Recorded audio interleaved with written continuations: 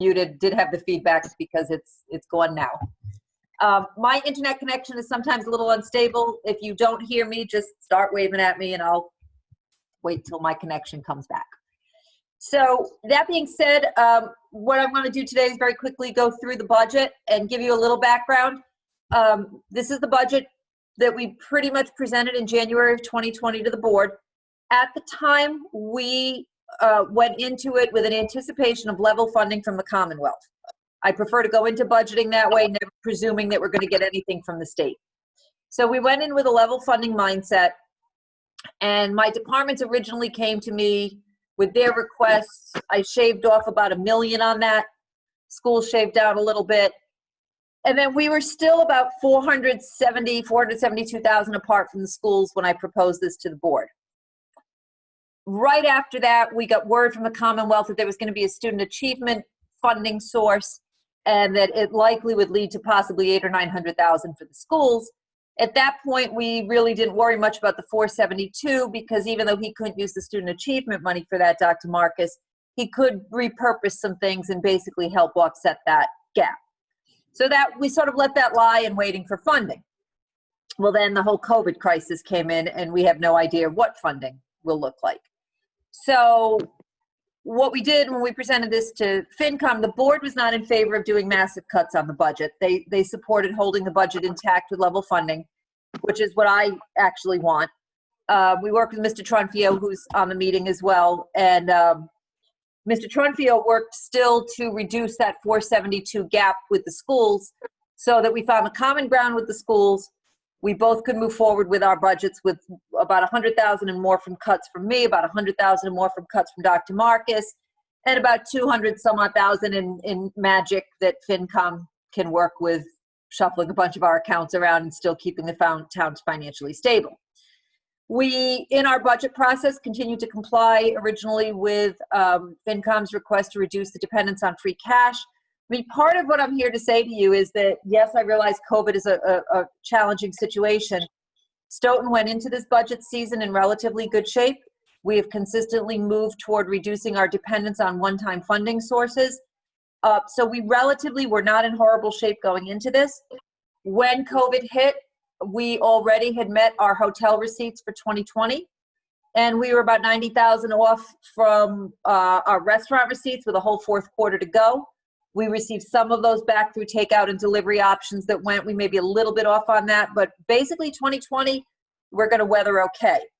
2021, again, is up in the air because of what the Commonwealth does. If state aid is not cut, even if we don't get an ounce of an increase, we're ready to roll with the budget we have. We can sustain with consistent state aid. To give you a little perspective, the city of Boston just proposed its budget with level funding from the Commonwealth. That was a good sign for us. Typically, if Boston is predicting that, I'm certain that they have some inside. I'm sure the mayor of Boston has a little more of an inside line than I might have.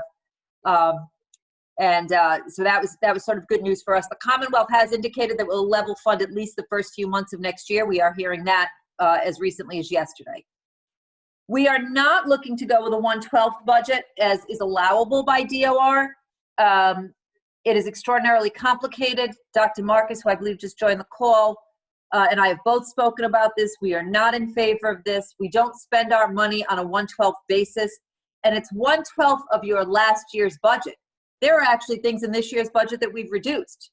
There are things that have had necessary increases. It doesn't account for how we have to pay our retirement or our insurance, and we get bonuses for paying our insurance up front.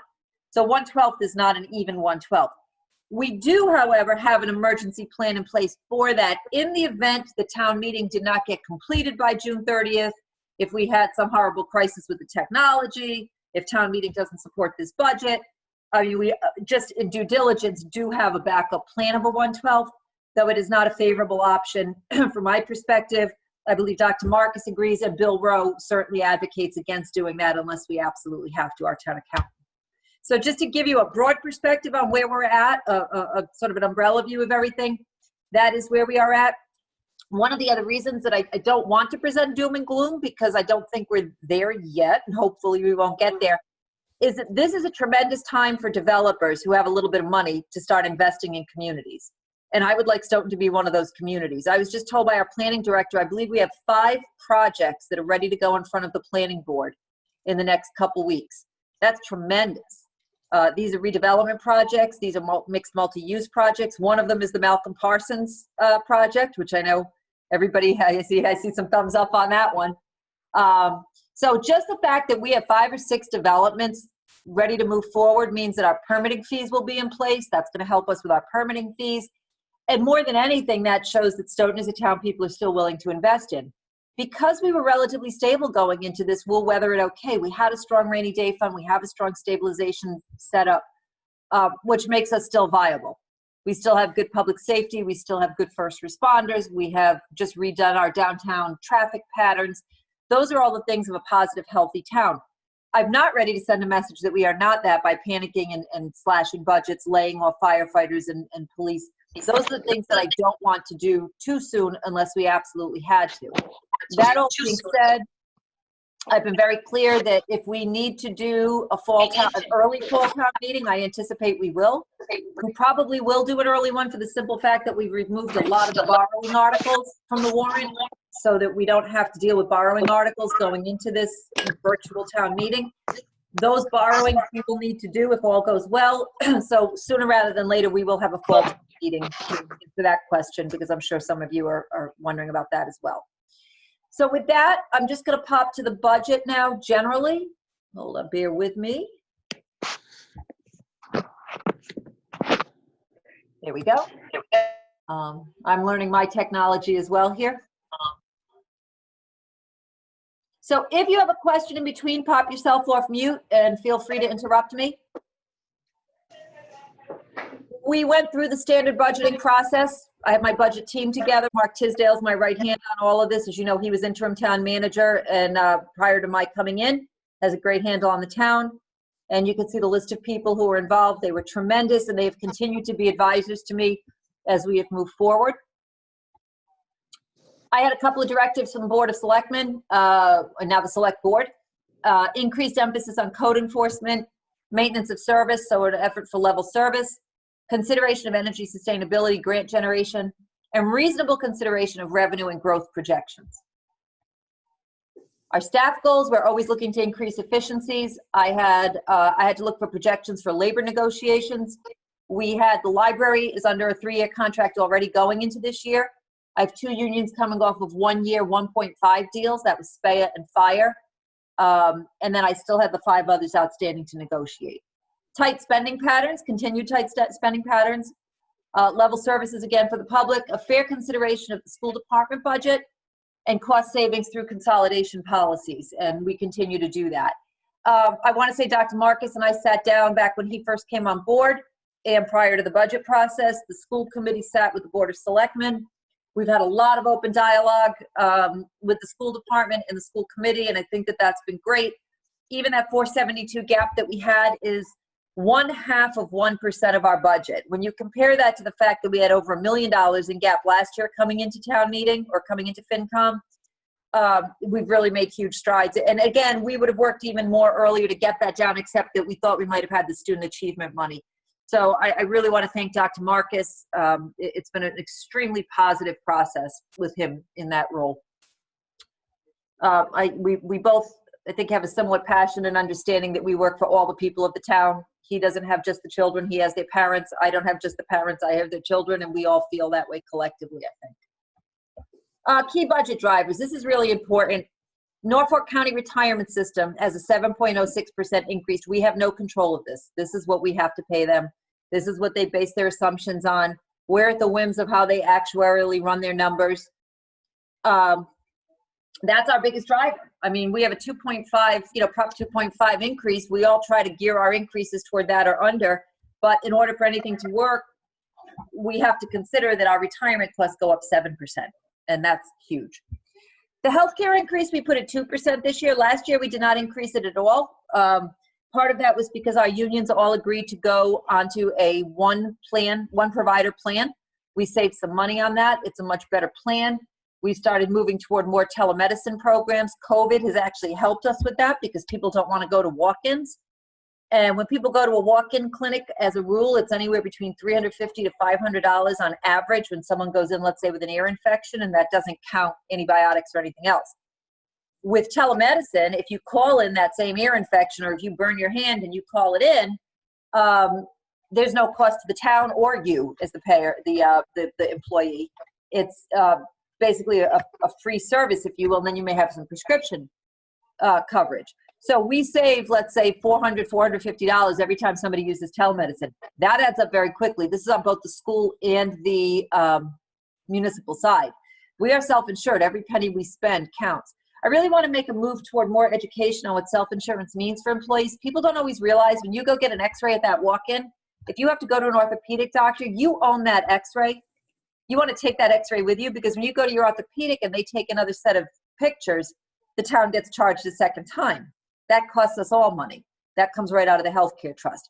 So we want to do a little more educating on the whole concept of self-insurance anyway, and promoting telemedicine when possible. So we looked at this year what our reserve account was. We have a little over $8 million in our healthcare reserves. I felt that a 2% increase was a modest enough increase. Our claims run up and down. We certainly don't want to deplete that fund, but we do have stop loss. We added nothing last year. The anticipated increases can be anywhere from 5 to 6%. If we were going through a traditional, buy the plan from the provider kind of a situation, we'd probably be going up 5 or 6%. However, given some of the changes we've made, 2%, that increase the employee's contribution, and it increases the town's contribution because the town pays 70%, the employee pays 30%. So we went with the 2% bump on that total number for everybody. There was some decrease in debt. And we've changed our growth based on calculations over 5 years rather than 10. We used to look at 10 years for our growth patterns. 10 years is a bit unrealistic because now you're capturing, let's say, a 2008 recession or repercussion, which throws your growth numbers off. So we went to 5 years, which is a little more prudent and a little more in line with what other communities do. So we base that projection on that. And then we always throw out the anomalies. We have $1 million because Amazon comes in one year. We take that into account, that's an anomaly in our growth. And then what I put in for salary increases in the actual salary line items were 1.5%. There is a line item, you'll see the Selectmen's budget went up like 1,000%. There's a line item in there for about $200,000. That $200,000 would be the difference in 1.5 to whatever we negotiate in contracts across the board for all labor, all non-union, anybody that has an increase, and any increased cost in the negotiation that might not be directly salary. So sometimes there might be a little more of an expense on a give back in order to get a lower cost of living adjustment. And I needed to put that money somewhere.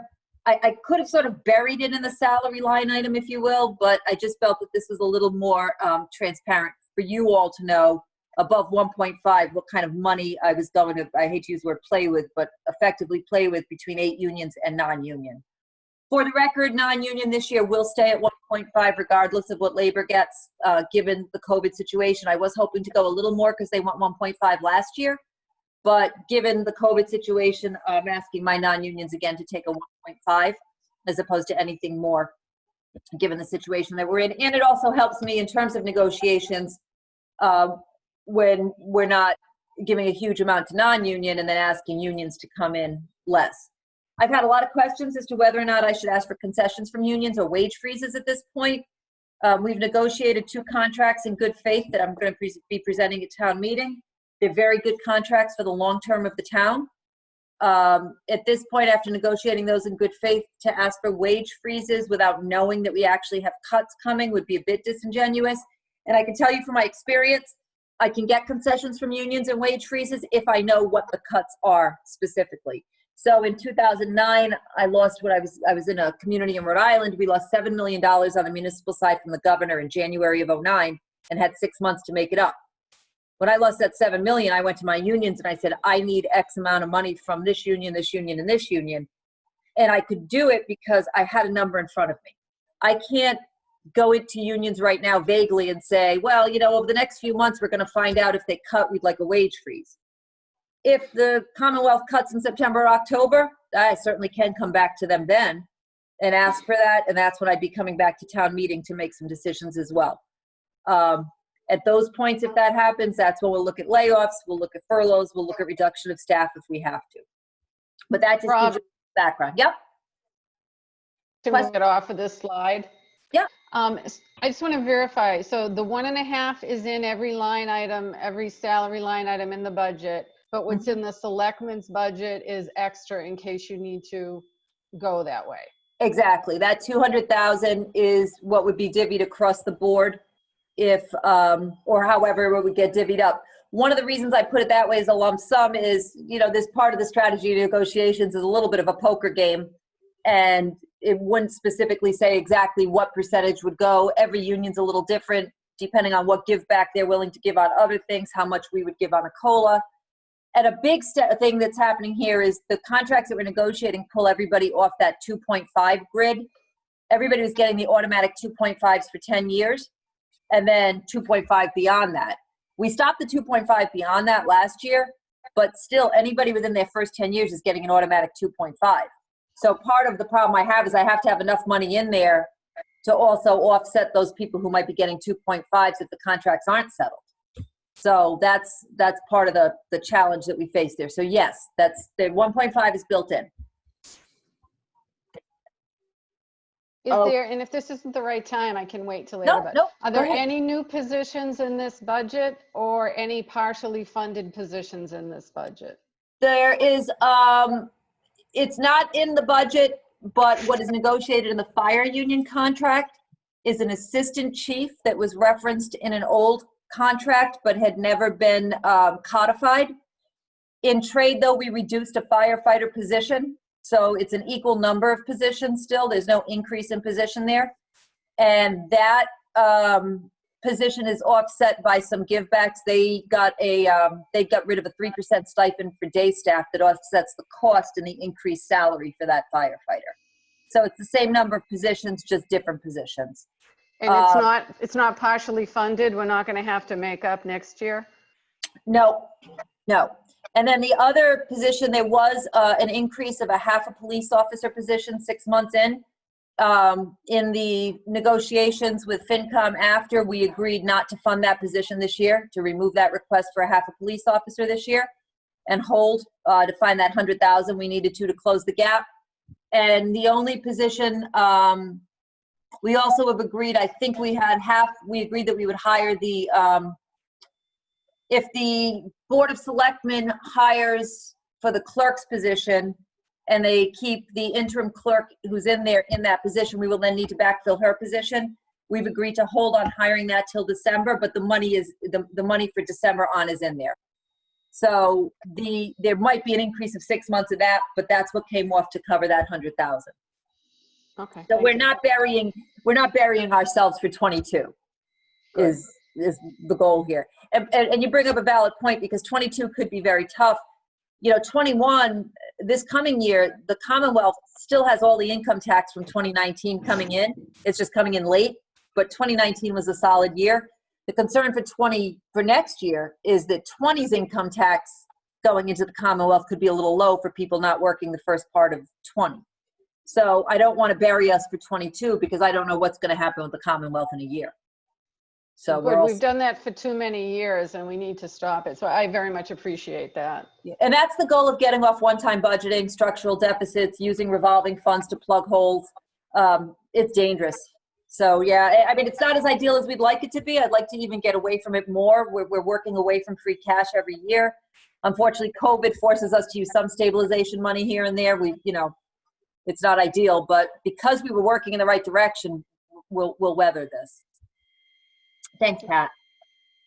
Okay, structural changes. So we removed the assistant building commissioner. What happened was, and you're going to see a big increase in the building commissioner's salary. That is because the prior building commissioner was on 80% time or 75% time. Tom was like a 3/4 employee. Jack has been promoted to that position, but the reason there's such an increase isn't because we raised the salary, it's because he's back up to a full-time position. He had been the assistant building commissioner. That was originally supposed to be hired as a code enforcement person, but it became an assistant building commissioner and work was getting delegated from the commissioner to the assistant, and then the assistant wasn't having enough time to do as much code enforcement as we would like. So we eliminated the assistant building commissioner position, and we instead put the code enforcement position in. In speaking with Jack, he believes we can hire a code enforcement person at significantly less money than an assistant building commissioner because they're not going to need the same certifications. So we were able to reduce that salary. And what we've done, however, is we've changed the report structure on that so that we can't get in the trap we got into last time where it becomes a de facto assistant building official. It reports into Mark Tisdale. So the building commissioner does not delegate work to the code enforcement officer. That comes through Mark. Eric, question? Okay, are you going to go page by page? Because I've written some notes in my book here. I'm going to go by the PowerPoint Yes. slide, but if you have questions, just jump in. Because I don't have comments on every budget, on every line, you know, on every department. So I'll wait till you're through then. okay. So that's why we have the report chain changed. We have moved the whole building inspections and code enforcement division under Mark Tisdale. We originally planned to do that last year, but I didn't want to throw too much on him at once until we knew that this new restructure would work. He's comfortable with this. You do see a small stipend increase to Mark. I don't want to call it a stipend, a small salary increase to Mark, because again, he's taking on that responsibility. One of the things I want to point out is I did not hire an assistant town manager when I came in. There was money funded for that. That was about $130,000, $120,000 position. And it was going to have a healthcare component and a retirement component. And what I decided to do instead was create divisions. So I have now Mark as an executive director of development services. We have added Janice Bruce as an executive director of human services. And next year, I'm actually going to look to do something probably on the HR end. You'll see that Janice and Mark both receive salary increases for that, for taking on the additional responsibility. But what it's done is it's kept me from having to hire an assistant town manager. I didn't really want to bring in somebody from outside. To promote from within would have meant I would have lost a top person in a good position. Mark still gets to be the town engineer.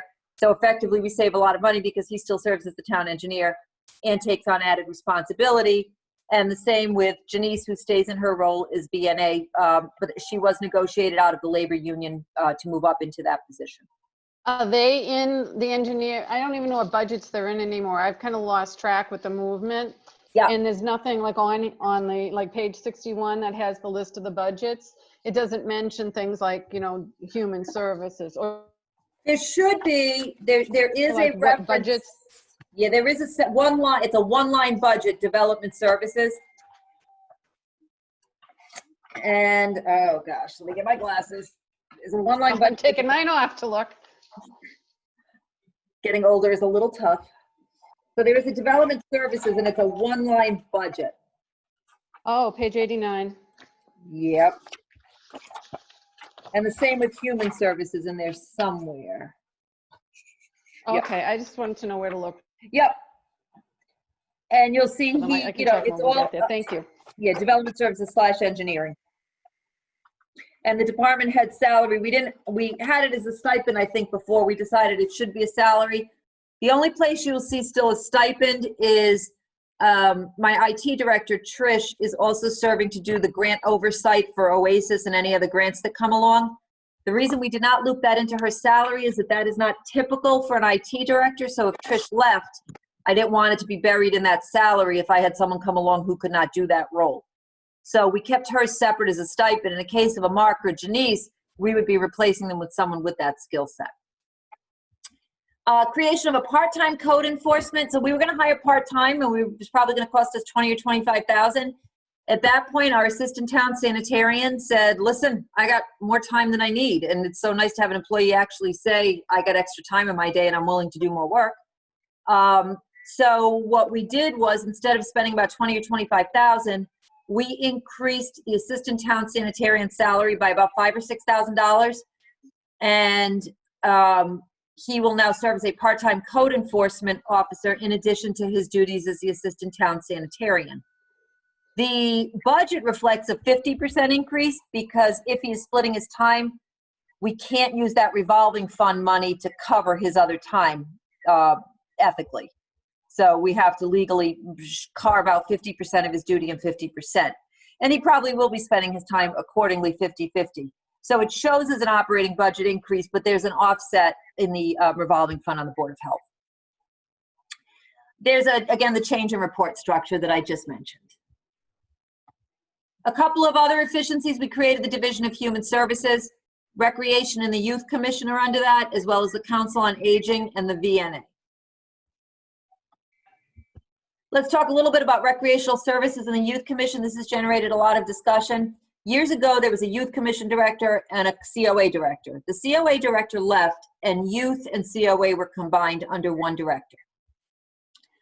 In the meantime, we're growing our Recreational Services program. We moved over to Randolph Bank. We also have an OASIS program, which had loosely fallen under the Youth Commission.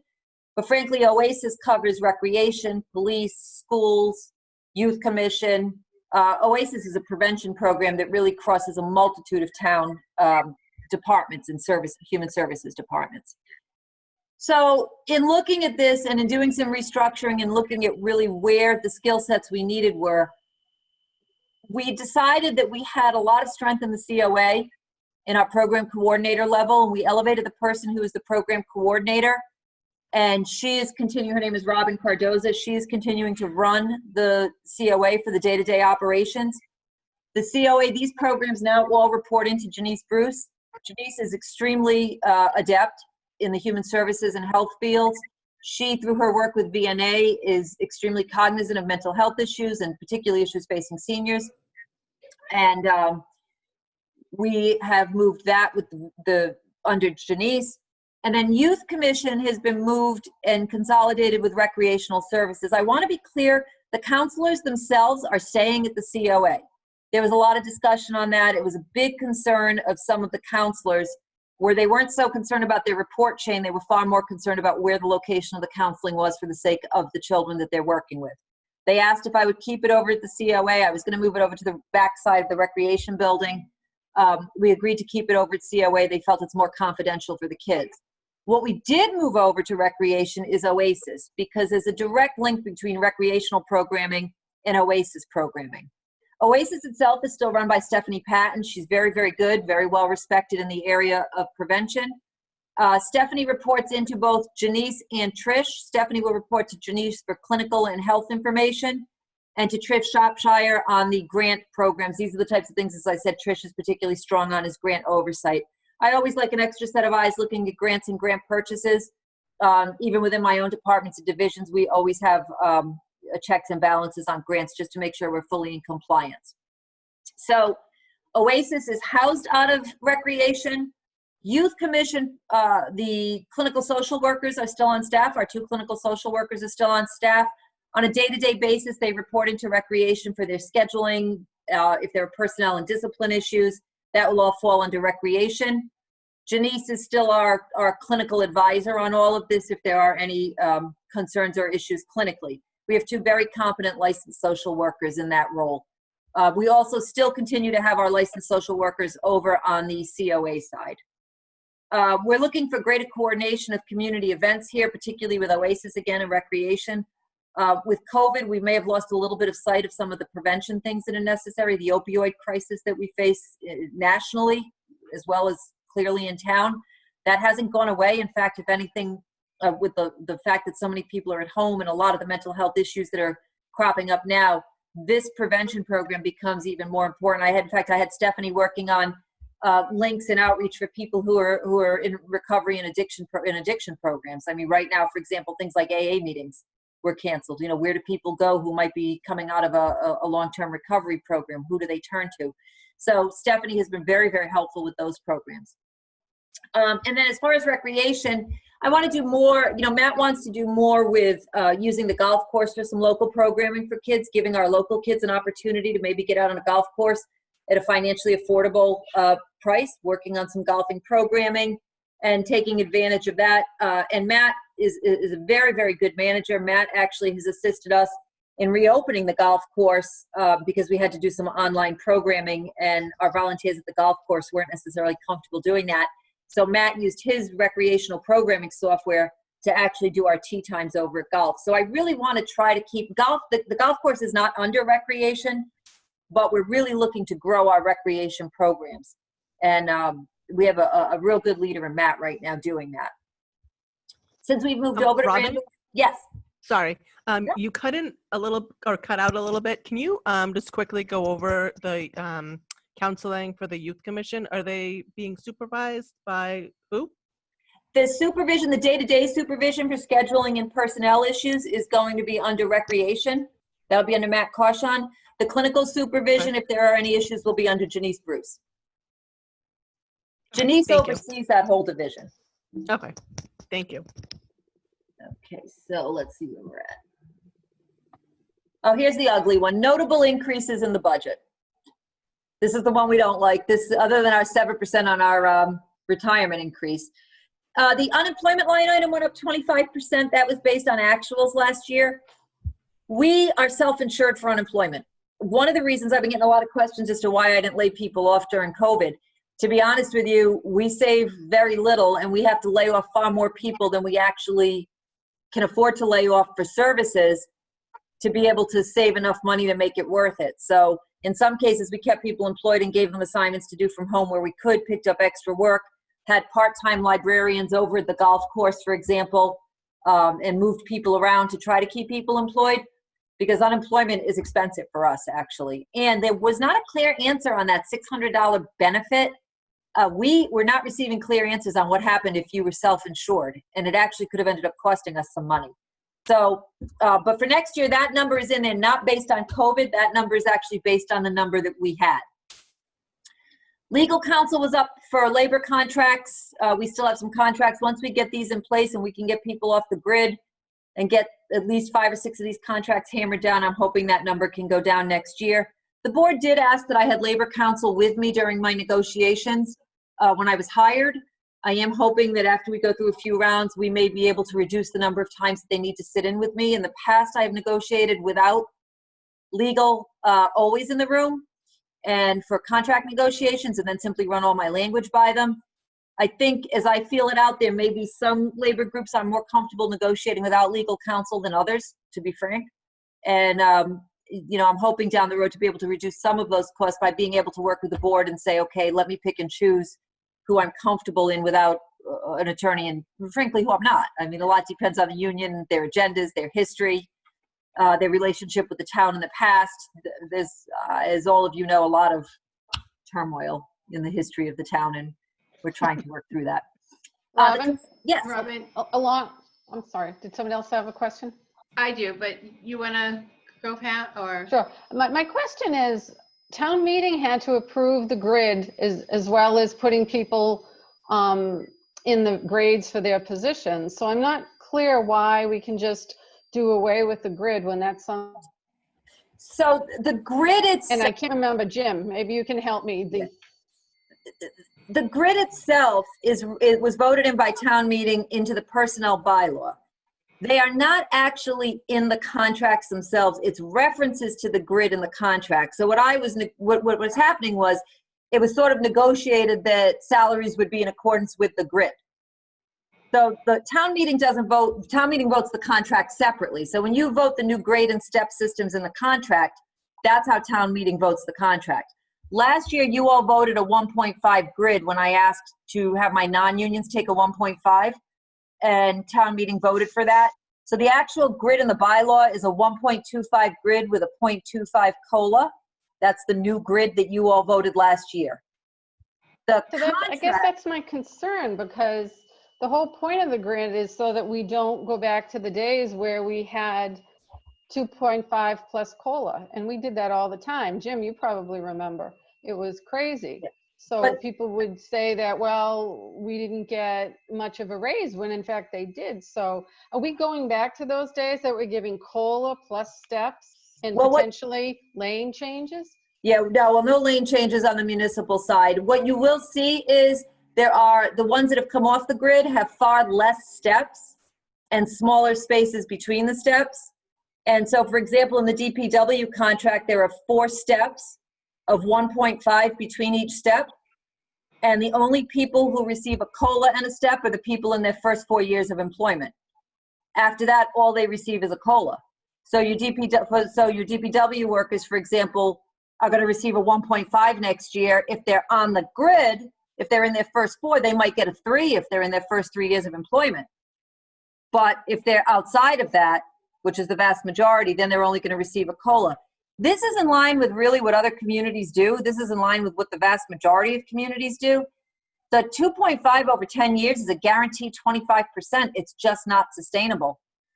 And to be honest, and once people hit 10 years, they were still getting it. And you couldn't stop them from getting it, because what you would have happen was, because there was no COLA on the grid itself, step one is a 10-year-old salary. We can't hire anybody at step one. So now we're hiring people at step 8. Well, then they're going to want raises for more than 2 years. So now all of a sudden those raises keep going. And if you hire someone at step 8, someone who's been here 8 years says, wait a second, why am I getting the same pay as somebody who just got hired? So to have a static grid really is just not sustainable and doesn't help you on the bottom end either. So pulling off Didn't you say that the cost of living was 2.5, or did I mishear you? I No. thought you said COLA was 2.5. No. I have not negotiated contracts with a 2.5. No. No, my COLAs are all. So what do you think? Go ahead. What do you think COLAs would be, just roughly? Obviously, we can't hold you to it. Yeah, so I'll tell you right now, the fire MOU that you have in front of you today, they're on they had a 1.5 one-year agreement. Now, they weren't on the grid to begin with, but their COLAs right now for what I'm proposing are 2, a 1.5, and a 1.75 for our firefighters. And I have to tell you, surrounding communities, 2s are the minimum right now. 2s are the going rate. Go to someone else's. What bothers me about all this is, for the fire for example, they never went on the grid. They were on a shadow grid, and we gave them a massive bump to go on that shadow grid. And now, we gave these people bumps to accept this, and now we're taking them off when they got massive salary adjustments to accept it to start. So I think maybe as a more longer term FinCom person, it just bothers me that we're kind of tossing that. And again, I just don't know what's going to come. And we had years of not enough money because of that. Yeah, and that's what we're trying to get away from, Pat. It puts the control in the negotiators' hands, basically, so that if the town hits hard times, and we have a vast majority of people that are off these 3 or 4 steps, and we negotiate a 1.75, that's all the vast majority you're getting. Whereas when you have 10 years of that 2.5, it was just eating us alive. And 2.5 is absolutely unreasonable right now. Okay. I understand the concern, though, and I understand the theory behind why we went to a grid, but it actually turned around and bit the town in the rear end, to use an expression. Okay. Sandra. About the grant, the federal grants that I know Stoughton was eligible rather for, I think, up to 2.5 million based on our population, the CARES grant, and then there was another grant. Did we get to actually submit an application, or are we in the process? And if so, do you have any sense of what we will get for a reimbursement based on our expenditures? Yeah, I believe we're looking at about 2% on our CARES. 2 million, excuse me, 2 million on the CARES. FEMA reimbursement will come on a percentage that's usually 75% of your expenditures. Sue Herman monitors this every day, and she's sort of our guru on following this. And we're confident in at least 2 million on the CARES. You were stuck. Yeah, we're pretty confident on 2 million on the CARES. Okay. FEMA reimbursement most likely at 75 to 80% of our expenditures. Okay. Sue monitors what falls under what, as well as our fire chief. He works jointly with her on this. Mm-hmm. A huge amount of time has gone into this CARES thing. And, as you know, federal compliance is challenging, and FEMA is a nightmare. Yeah, there's a lot of paperwork, a lot of details. Huge paperwork, yeah. And Yeah. Sue Herman is covering all of this for me. She's been tremendous in this. And again, the fire chief particularly as well. To get the money back, it's certainly worth, getting any of those dollars that we're eligible for. So absolutely. Yeah, I was just wondering. Yep, we're looking at a little over 2 million. So we're feeling good about that. Yeah, that's good. Okay. Yep. Thank you. Economic development, you'll see an addition of a consultant funding. That is money that got shifted from the town manager budget. There was a consulting line item in the town manager budget. We took some of that money. Part of that's to work on downtown growth. bringing people to look at some of our downtown ideas, things like when we need best use of things like the train depot, for example. That's what some of that consulting money goes for. The Board of Selectmen line item, I put that there. It looks like this huge increase, but that's because they normally only have like a $3,000 budget or a $4,000 budget. That's the labor line item. And then the increase in overtime costs for dispatch, that is grant reimbursed typically every year, but we have to show that overtime because we do have to pay it out, and then it gets reimbursed on the other end on a revenue side. But I did want to show that. Where does that go? Does that just go into the general fund, the reimbursement? Yeah, I believe so. I believe it gets offset there.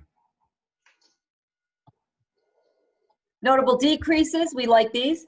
12.71 in debt service, just some debt falling off. We're trying to be real careful.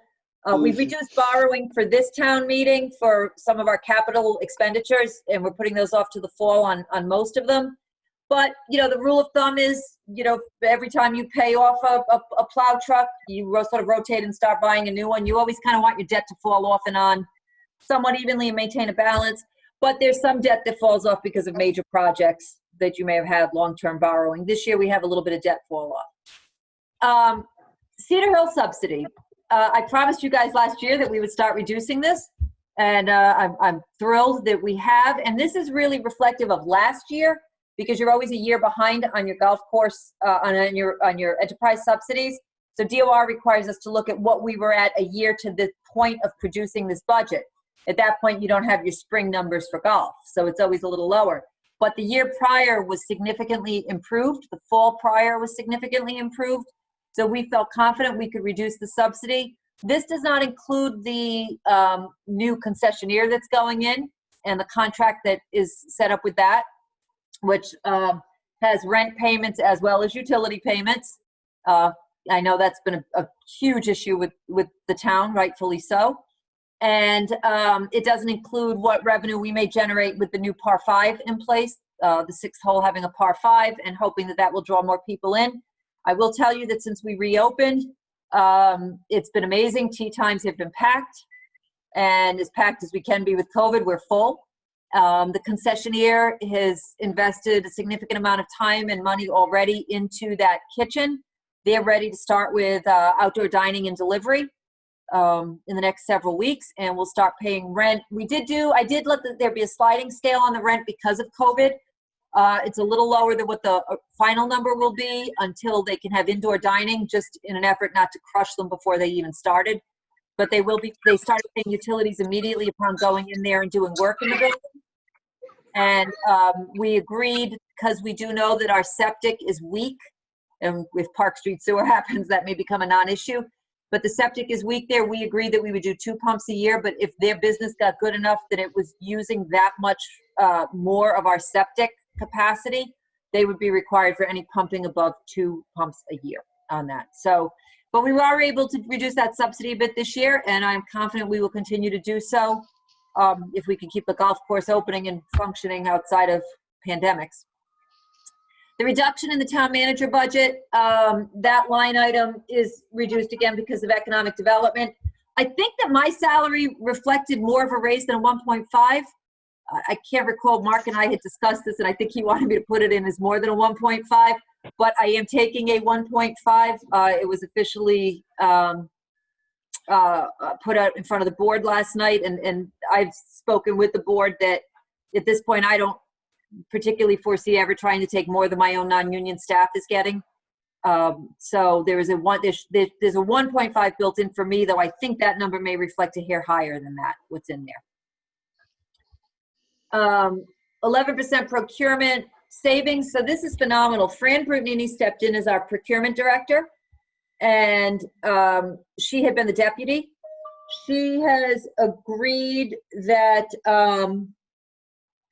she does not need a deputy, and she is happy to have it now reduced to a regular clerical position, which saves us some money. And now all clerical positions hired know when they come in that they are to be cross-trained, and they can be utilized by any department who needs them on any given day. So if Fran does not have a lot of work for that clerk on a given day, and I need help down in collections, our clerks are cross-trained to now go down to collections and help out. Part of what we run into is that our work is cyclical. collections gets busy, assessors gets busy, but they're not busy all the time. And what I'm trying to do, instead of having a body there who's sometimes very busy and sometimes not busy, working with what we have for staff to cross-train and have them move where we need them, as opposed to keeping staff that we actually don't need all the time. We'll see how it works. And in the meantime, part of what we're doing with COVID is a hiring freeze anyway. So except for a couple of essential positions like the code enforcement officer, we are freezing hiring as it is. And this cross-training now becomes even more critical with that. And a 5.32% reduction in planning.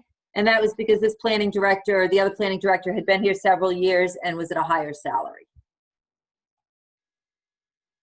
Major budget reallocations. There was a reallocation in the highway construction, and that had to do with OSHA compliance. You'll see an increase in the Board of Health, and that is that 5% for the assistant sanitation engineer, and then we had to do that flop out of the revolving fund.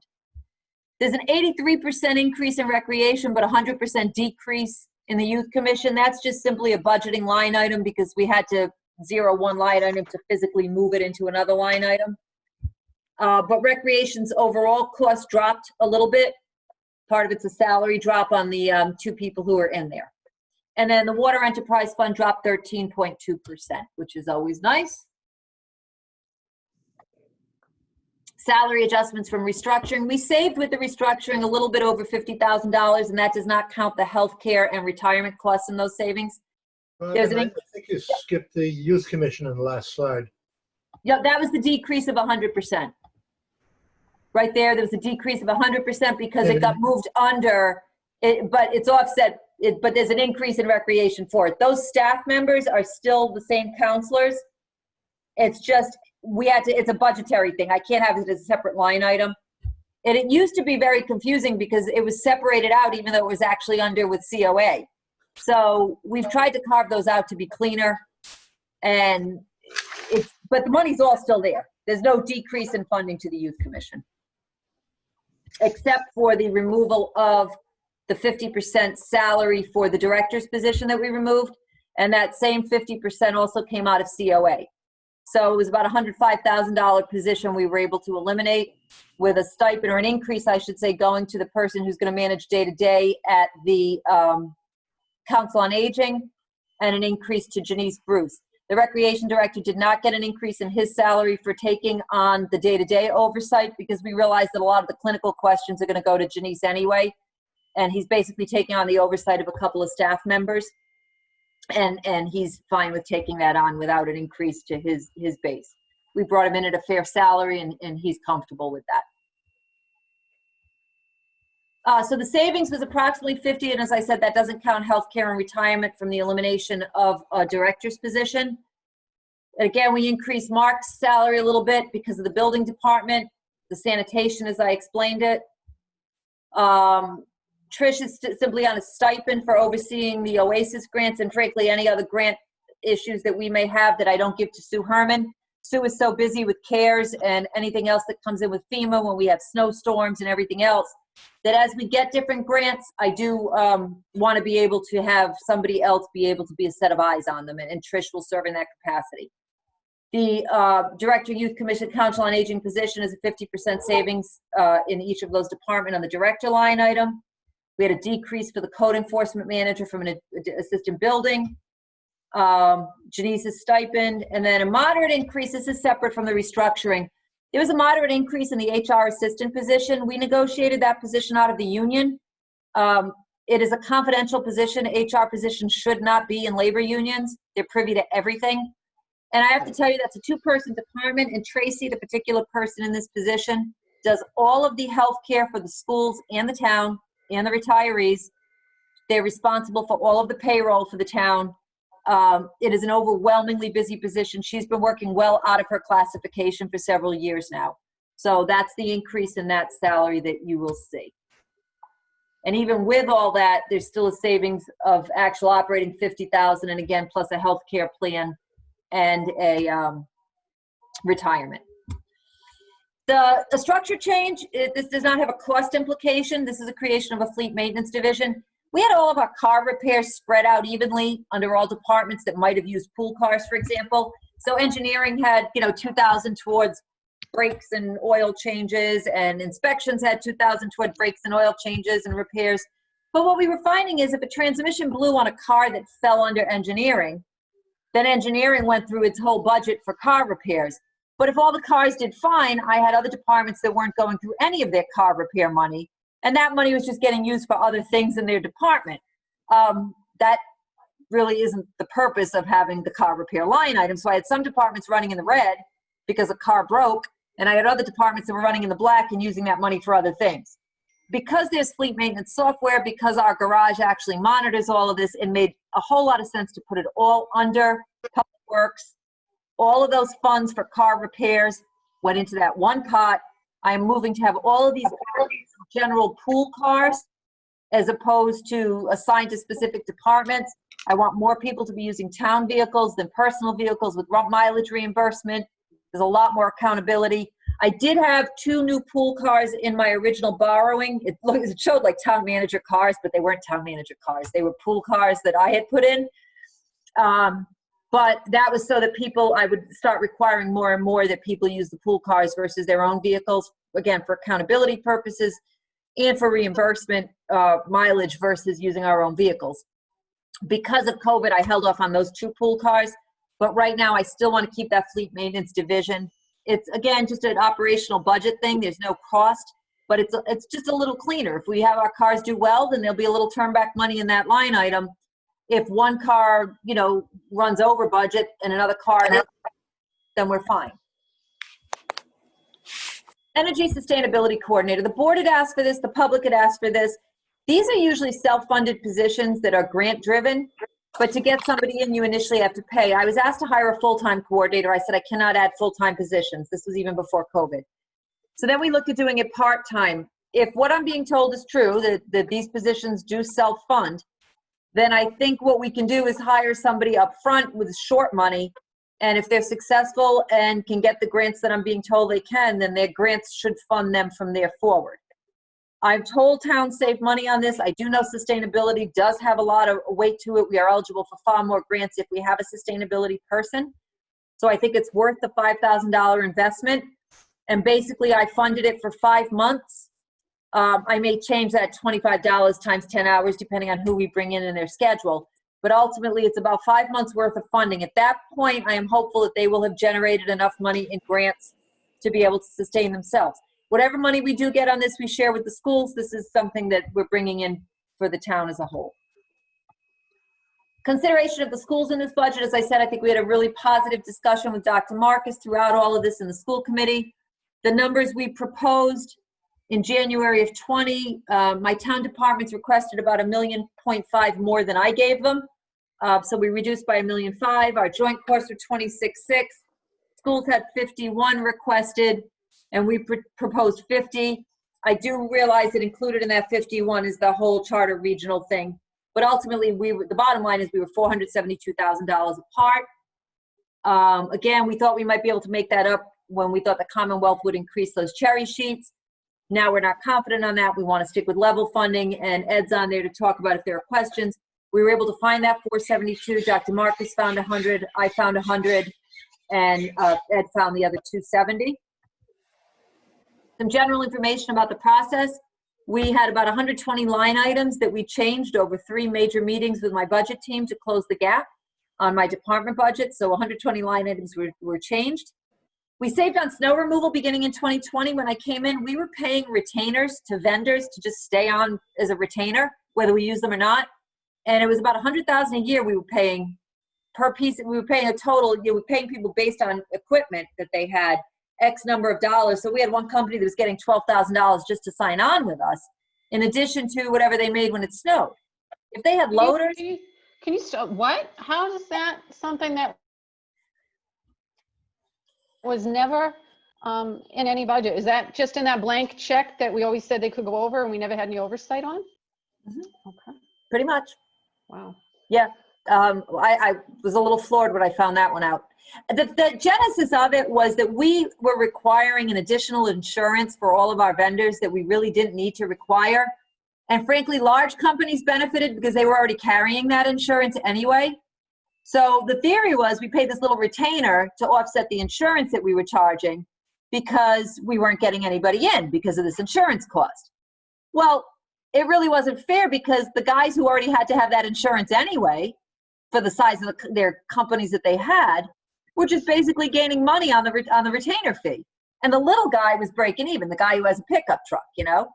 And I said, well, this is crazy. Let's just get rid of this insurance requirement that we don't need anyway. We're covered through Maya, and get rid of the retainer. And now we're all at fair ground and nobody's making a little extra money on this. So we had a couple companies that were making $12,000. They're not happy with me. And those two of those companies decided not to return. That's okay. We were paying them $250 an hour for every loader that they brought in every time there was snow. So if they don't return, that's fine. They can lose the $250 an hour and we'll find someone else. But to just hand people money seemed outrageous to me. I thought that the insurance was a requirement. It was part of the whole procurement process, is what we were told a while back. And again, my mind's a little cloudy on what all the rules and regs were because procurement wasn't my bag. But No, we chose to require it. And we worked with Maya, and we do not need that additional insurance. They are covered enough. And we are covered enough without it. So it just, I mean, it was a choice back then that people believed that we were better off having the extra insurance and then paying extra money out to offset it. My problem with that was it was benefiting the couple of companies that had that insurance anyway, and wasn't helping the town and wasn't helping us with the smaller companies coming in either. So the little guy was never disclosed. Yeah, the offset was a never retainer. disclosed. Yeah. Okay. Uh-huh. So that's $100,000 a year, by the way. So, and then reasonable and restricted spending practices on both school and municipal side. Again, I want to thank Dr. Marcus. He did huge work on coming to the town initially with an extraordinarily reasonable budget. And I know he's continuing to do that work, and he continues in his contract negotiations to try to do some of the same things I'm doing. So he's certainly welcome to comment on that. I believe he's still on the meeting, but I do want to thank him for that. And thank you. It's been good work. It's been a pleasure to work with Dr. Marcus. The feeling is mutual. Thank you. General information, future goals with focus on increase of revenue sources apart from personal property taxes. Property taxes are the most burdensome regressive tax that we have in this country, and particularly personal property tax. That's why we are thrilled to hear that there are 5 new projects for development coming up. That's why we are thrilled to hear Malcolm Parsons. That's why we look, there's a meeting tonight about Park Street Sewer. One of the reasons I feel so passionate about that is I want to have non-personal property tax revenue. We need to get those industrial zones up and going, and those are appropriate areas for it. Reduction of the overall budget. We try to, lower that as best as we can, and eliminating one-time funding sources. Those are structural deficits. The town had a lot of them when we came in. FinCom had already started to work to reduce that through the reduction of dependence on free cash. We've worked to reduce that as well by not shifting money out. Last year we did a little bit with revolving funds, but we did not this year in an effort to stop those processes. And then finally, just the COVID considerations on the municipal side. One of the things I want to assure you is I'm asking you to consider this budget and not put us in a position for a 1/12 budget, is to understand that just because the money is in my budget for July, August, September, until we hear from the Commonwealth, just because it is in the budget does not mean I plan on spending it. If people retire, there will be hiring freezes on those positions unless it's an absolutely critical position. We have non-essential orders in place right now. My staff knows that if they don't need it, they don't buy it. We're not buying extra reams of paper. We're not buying extra, whatever we need, we buy it as we need it right now. Until we know what the results of the implications of this are going to be, we're holding ourselves tight. And again, back to the question we had earlier, FEMA and CARES reimbursable costs, we are looking at closely, and we're looking at about $2 million. We are working with the schools on that as well to assist the schools in that reimbursement. So that is my budget spiel. I know we're a little over on time here, but I also have the 2 contracts to talk about.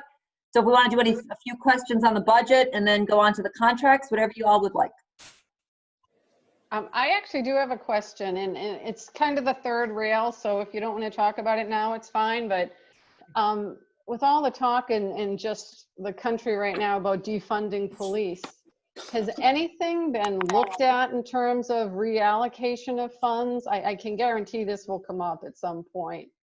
And I just think it's something that if we got ahead of it, it would be better than people maybe potentially on the floor trying to slash budget. So was that discussed at all, or is it just too recent? No, it's too recent. I have to tell you that taking all politics, personal opinion, and everything out of it, right now with 4 protests in a week, the way we were able to ensure the safety of the protesters, the safety of public property, and the safety of people outside of the protests who are on their own private properties was at a huge expense with police. There's overtime costs. There's also a well-trained police department. There's a fully staffed police department. And I would have to say that question may come up, but it has not been discussed at this point. I'm not in favor of it at this point. The only thing we did do is eliminated the 6-month police officer position on a hire. And we held off on the purchase of our patrol vehicles until October. No, actually, I think patrol stayed on. I think we actually left even the patrol vehicles on for town meeting. I'm not in a position to even begin to support the defunding of police, not right now with the increased need. The other thing is, as I said earlier, people have lost track of things like the opioid crisis, the increase in domestic violence that we're facing right now. Our call volume is high, beyond what people are looking at for sort of social philosophies. We still need law enforcement. And I would have to stand strong on that if that question comes up on the town meeting floor. I'm just being honest with you. Robin, I have a question regarding something in the budget that's bothered me for years. This longevity, the Living and Breathing Award, is on thousands of dollars in the budget for people just showing up, good, bad, or indifferent. When are we going to see that eliminated? In the 2 contracts I'm going to present to you now. It can't just be taken away, if you will. It has to be negotiated out. And what we've done is we've lessened the number of increases and put them into pushed out steps. So for instance, in the fire department, for 5 years, you receive no increase other than a COLA.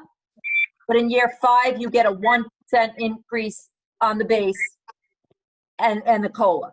Then we don't have anything in year 10. It used to be that you then got a raise in year 10 and you got that check every year. There's nothing again until year 15 when there's a 1.5. And then there's one in year 25, but nothing for year 30. So slowly we're moving away from that as a handout check every year and trying to get away from that. Do we want to encourage people to stay as employees? Absolutely we do. But I would rather do it on a wage scale than as a separate check every 5 years that goes up every 5 years. So we're trying to move away from that. We did get rid of it in the library. You all voted the library contract last year. We got rid of longevity payments and we put in basically long-term steps that after 4 years, you get a little more of an increase than the COLA. After 8 years, you got a little more of an increase. After another 15 years, you did. And when we averaged it out, it still was significantly less than the 2.5% automatic raises. So what we did was we tried to roll that longevity in and still make it cheaper than the 2.5 raises and no more of just this sort of bonus check. But on the other hand, do we want to encourage people to stay? Because yes, long-term employees are certainly better employees with better knowledge of the town. I agree on the staying and everything, but at the same time, you don't see the longevity in the private sector. I don't think anybody does either. No, and in the private sector, they may get bonuses or profit sharings or things like that, and it's always based on the success, economic success at the time of that corporation. We don't have that luxury, and so what happened was sort of by default, you got these longevity checks. I understand that at some point people should get a little bit more of an increase if they've been here 20 years. They should get a benefit, but to just do that check every year, 5 years, here's your check. So if now 5 years we build in a little bit of an increase, sure, you get that, but we skip the increase at 10 years and the yearly check and go to 15. So There's still effectively longevity, but we're spreading out the pace at which you would get it, and we're putting it in as part of a wage scale. It looks better Philosophically, it just seems for line. better. I know it may be it's a net savings to some degree, but it's not a straight savings. But it just philosophically feels better for whatever that's worth. Sometimes it's just changing mindsets in our collective bargaining agreements. Sometimes it's just a matter of sort of changing the mindset into getting to a different frame. And then it makes it a more negotiable thing moving forward. Because if you have a tough year, you just don't negotiate a big COLA. So even the people who might get those longevity steps, if you will, aren't going to get anything more than that. If the COLA is only at 1 or 1.5 in a bad year, then you're helping with that. And now you don't have this automatic 2.5. We had people who were receiving longevity while still receiving the automatic 2.5. So if you got a longevity check at 5 years, you were still getting 2.5% plus your longevity. Now the only people that will receive longevity are people that are outside of any type of a grid, and all they might get is the COLA plus the longevity that year. So for example, on fire, in the year that they get 1.5 and they might get a 1% longevity, their total is 2.5 with everything. Any other questions on the budget? Did we just hear from Ed Trunfield? Because I didn't see a letter from the Finance Committee in this book. Maybe I missed it, but it's the FinCom's budget as well as the independently voted in board. And I know I didn't question you. I know you said something about the debt's an illusion, Ed. So I just like to know how you feel we're doing with how much we're supplementing this budget with free cash and debt and things like that. Yeah, my letter got left out as an oversight. We have a letter coming out in a few more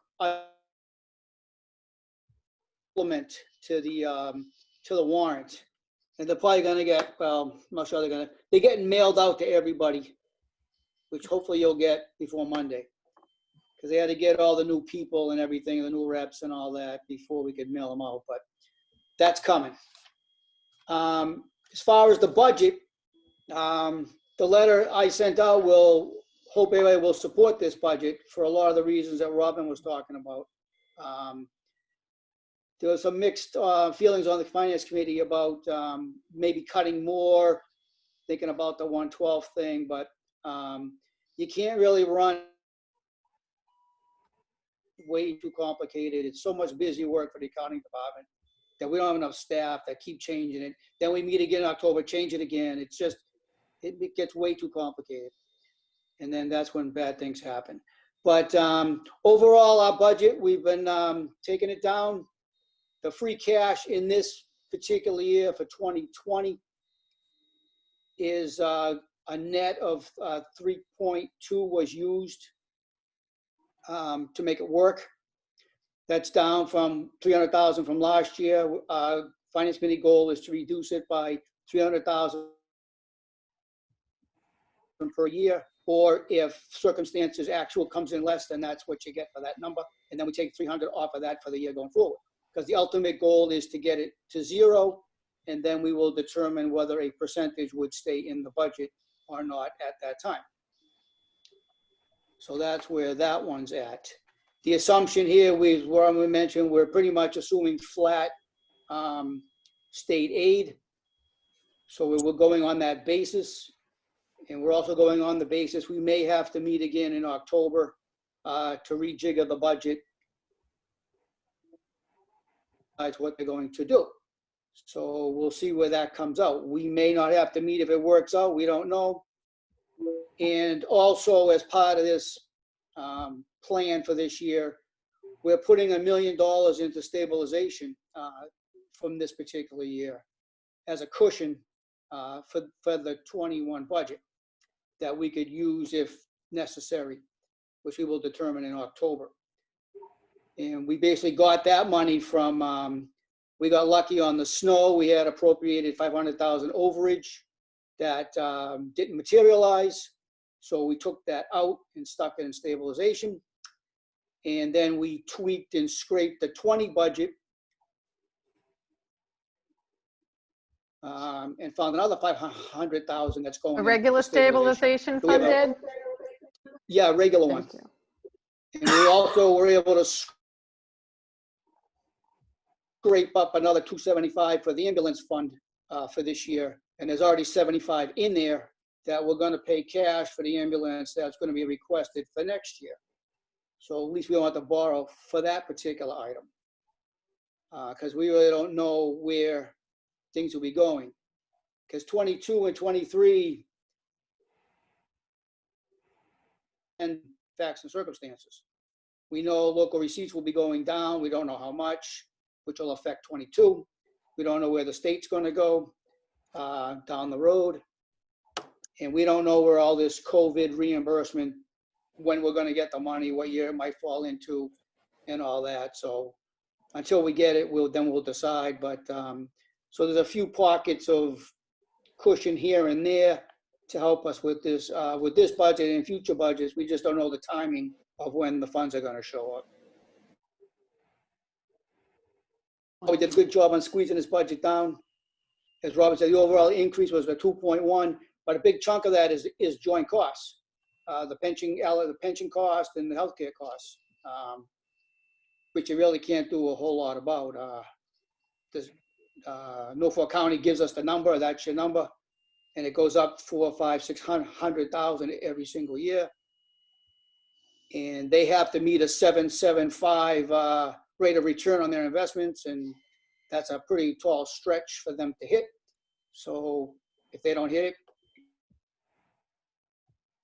we get the extra hit to fund it because they didn't hit the number. So we don't know where that goes. But until that the old gets funded, which is about 2030, we're going to keep getting outsized hits on that particular line item.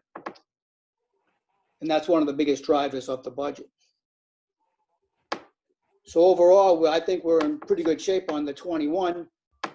Based on the assumptions of flat, we have $1 million cushion for this year. And we also have another 4.8 million in stabilization on top of that million. It's there.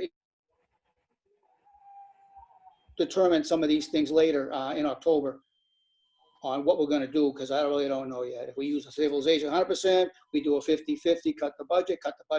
I don't know. There's all different ways to go, but we don't know that number yet till we see where we are once the legislature decides what they're going to do. Thank you. Eric, you had your hand up? Yeah, I do. First of all, a Zoom question. I put the hand up to the participants. Are you as host see that? What was that? There's a place in participants where it says raise hand, lower hand. Yeah. Do you as host see that, or is that something that's kind of off to the side? I just saw something that popped up that said Eric raised his hand. Oh, it's not just I went like that. Nope, I actually have a little thing that says Eric raised his hand. Okay, fine. So I've got some smaller questions. On the golf course, how many years does the concessionaire have? It was originally a 1 year because we wanted to be sure that we were comfortable with who came in, but there are renewal options on it. Given that they are putting a lot of money into that kitchen right now, I'm hopeful that that we will keep them. But it ultimately is a 1 year, I think, with 2 renewables. So it's effectively a 3 year. Renewable by him or you? By our choice. Oh, so he can put a lot of money in and lose out. It was a risk they took, and I said I couldn't guarantee much more because of the fact that that's how we bid it out. You know, we were so pleased with what they came in and offered to do. We're really pleased with what their potential is. But I couldn't change the bid specs at that point. We had gone out with a 1 year board choice, my recommendation, renewable. We couldn't change that. But I mean, I verbally certainly have given them assurances that as long as they're paying their bills and they're showing a fair effort and complying with the rules, that we would have no reason not to recommend to keep them. If they're doing a good job and paying the bills, then we're okay with that. License? They are in the process they're going through the process right now. They've got their application in. Okay, and I'm going through the book here. Some of these things are small, and this question is more for Ed. There's a office furniture on page 66 that the Finance Committee put in, and it was not in the Board of Selectmen budget. Do you know what that is? Page. Yeah, that's the, have Southeast Regional, make some tables for, Town Hall, for the Selectmen's, the Great Hall. The way the furniture is now, it doesn't work too good to move it around. So they're gonna have the kids make some tables, and that's materials money. Okay. I'm flipping pages here, seeing where I marked things.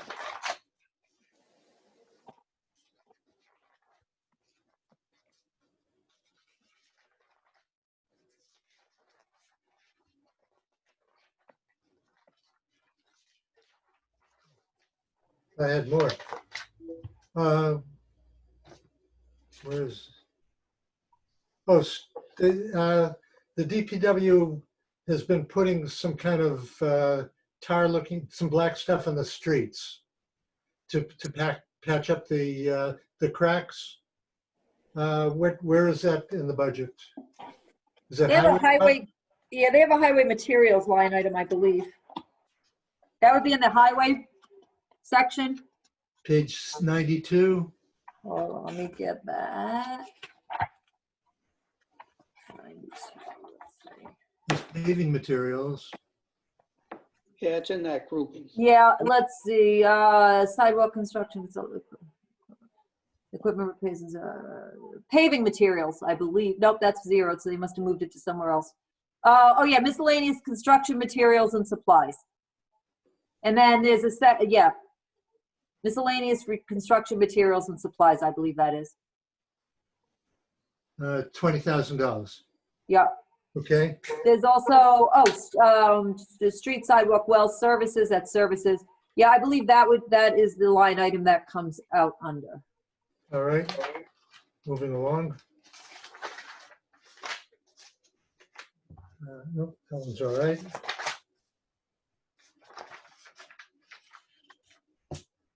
Let's see what this is. Position and expenses. Oh, right. Oh, excuse me. No, you know what? There's a road surface street supplies line item at the bottom of that has $95,000. It's that line item, resurfacing the streets and supplies. Okay, because it's not much money, 20,000 for all that. I Yeah, guess. no, that's where that is. That seemed too low, that 20, and I thought, okay. Let's see. Substance Abuse and Prevention Department. Is that new? No, well, it's carved out. That's the OASIS program. Because I don't see anything for prior year's expenses. This is page 103. Yeah, that is the OASIS program. And we're getting grants for this? Yeah, a lot of that is grant funded. That program coordinator too, that was the position that was actually in the youth commission budget. And it's not an increase in a position. That's just carved out of another line item. Youth committee, well, other people have problems with substance abuse, I would think. Well, that's why we carved it out. It really didn't belong under the youth commission, and really it's police, it's recreation, it's seniors. I mean, there's an opioid problem with senior citizens now. It's a huge issue.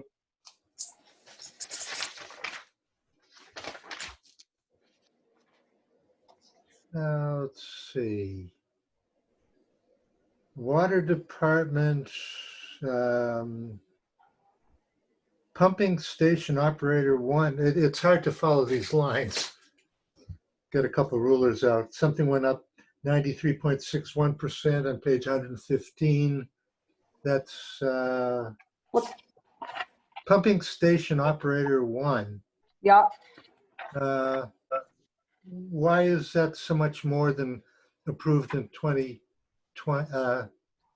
Approved for 2020. So that's a prior fiscal year, went up, almost doubled. It And could be no, that went up, then there's another person, right? I'm trying to recall, Yeah, maybe there in the is. notes, maybe in the notes on that. I can't remember if we moved one person out of a position somewhere and moved them into the water department. Well, that's all right, as long as. Yeah, I can find that out for you. That, we also had some people that was split 0.5 here and 0.5 there, so there's some numbers that got shifted around on that, but I can find that out for you. Education, do we go into that at all? And what? The education, we just wrote bottom line, right? Yeah, we do bottom line. So then there's nothing to discuss, really, I guess. This is Dr. Marcus. Mr. Coleman, if you have a question, feel free to ask here. You can email me. I'm happy to answer anything. Oh, hi, thank you.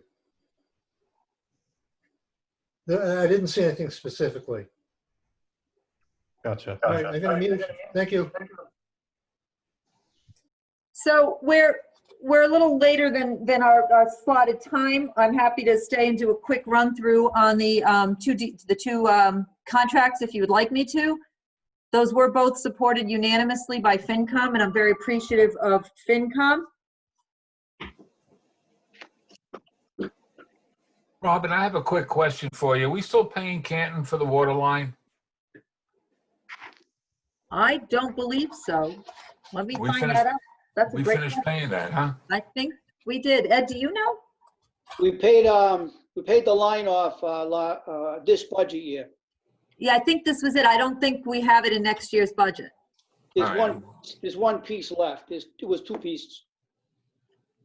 Are Thanks, Ed. we don't take water from them anymore, from the MWRA, do we? Yeah, the line's open. We use it for backup, and you can't go to zero. You have to flush it and all that. So it's Right. we use the minimal as of right now. But we haven't had drought situations. We don't know, but it's available if needed. But we're not using much. Okay, as long as we're finished with that. But we got the water plant though. We dropped one and picked up the water plant.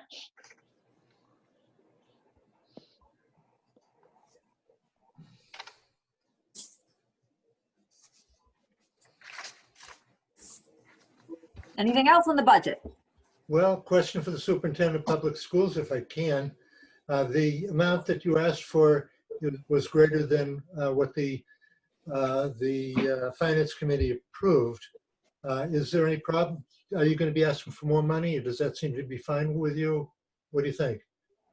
The amount that we asked for this year was 49.9, and that was things sort of went up and down this year because we had the Student Opportunity Act that came in back in January, and that pushed the number significantly higher because the Chapter 70 money that was coming in was also pushed higher. But we've given up on all of that, so we're now back to where we were in January, with slight concessions on the school side and the town side to get us to $49.8 million instead of, I think it was 49.9. So we're pretty much where we were in January at this point. With the virus, you've got more, do you have more expenses that you anticipate, such as busing and improvements to the classroom so that people are separated? That's a great question. And the answer is yes. We're going to have to deal with a variety of new things, including the personal protective gear, including the possibility that we may have to go remote again. There are various plans in place right now in terms of how kids are going to be coming back to school, if they're all going to be coming back, or if we're only going to be able to have half at a time, or space distances or things like that. So we're needing to focus on technology in order to be able to more swiftly move into remote learning if we need to, so there aren't the kind of delays that we had this year. There are lots of protective sort of spacing kinds of things in terms of using plexiglass and all that around our offices, and moving mailboxes that teachers used to congregate in an office. We can't do that anymore.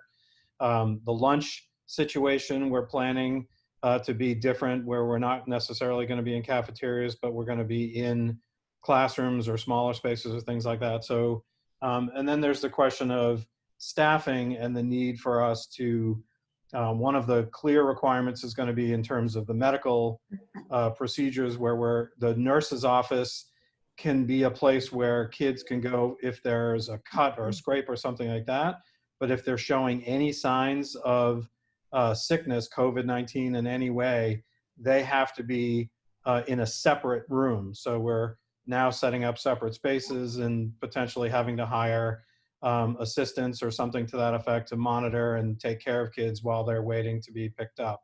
So there's definitely going to be an expense, and we're working with Dr. Grimm, Chief Laracy, Mrs. Herman on the town side to look at how the feds can support us in that. And we're looking at some pre-purchases that we're able to do this year in order to cover some of the technology pieces. So we're planning ahead as best we can to take care of that. Where would the money come from for these additional expenses? A lot of money is coming from the Federal CARES Act, and that's broken out into a couple of different ways. One is the town is getting a certain amount. The schools are getting CARES money that has to go towards staffing.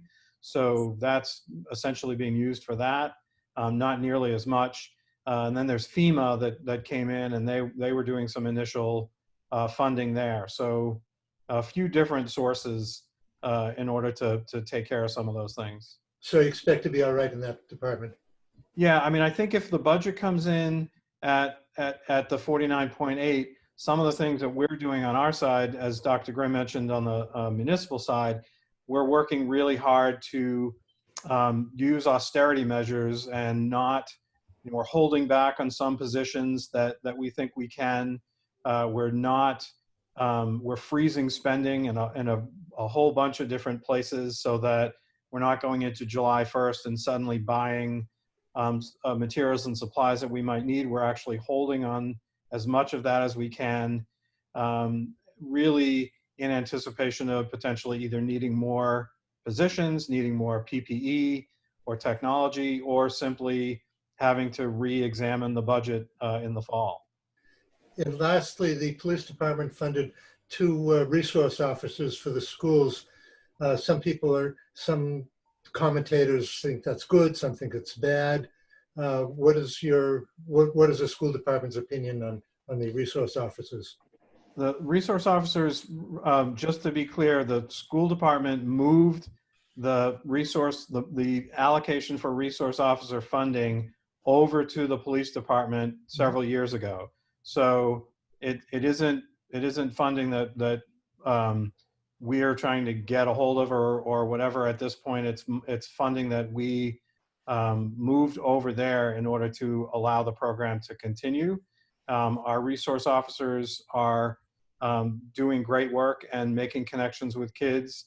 And so I think that's an important thing to continue. Any services that we can provide to support our students and help them to deal with the difficulties and realities of the world we're in today, I think are really critical. So I think that's where we're at with that. That's good to hear. Thank you. I'm done.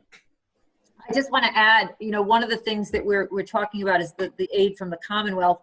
And I think when you add up municipal and school aid statewide, I think it's about a 1/12 of the Commonwealth's budget.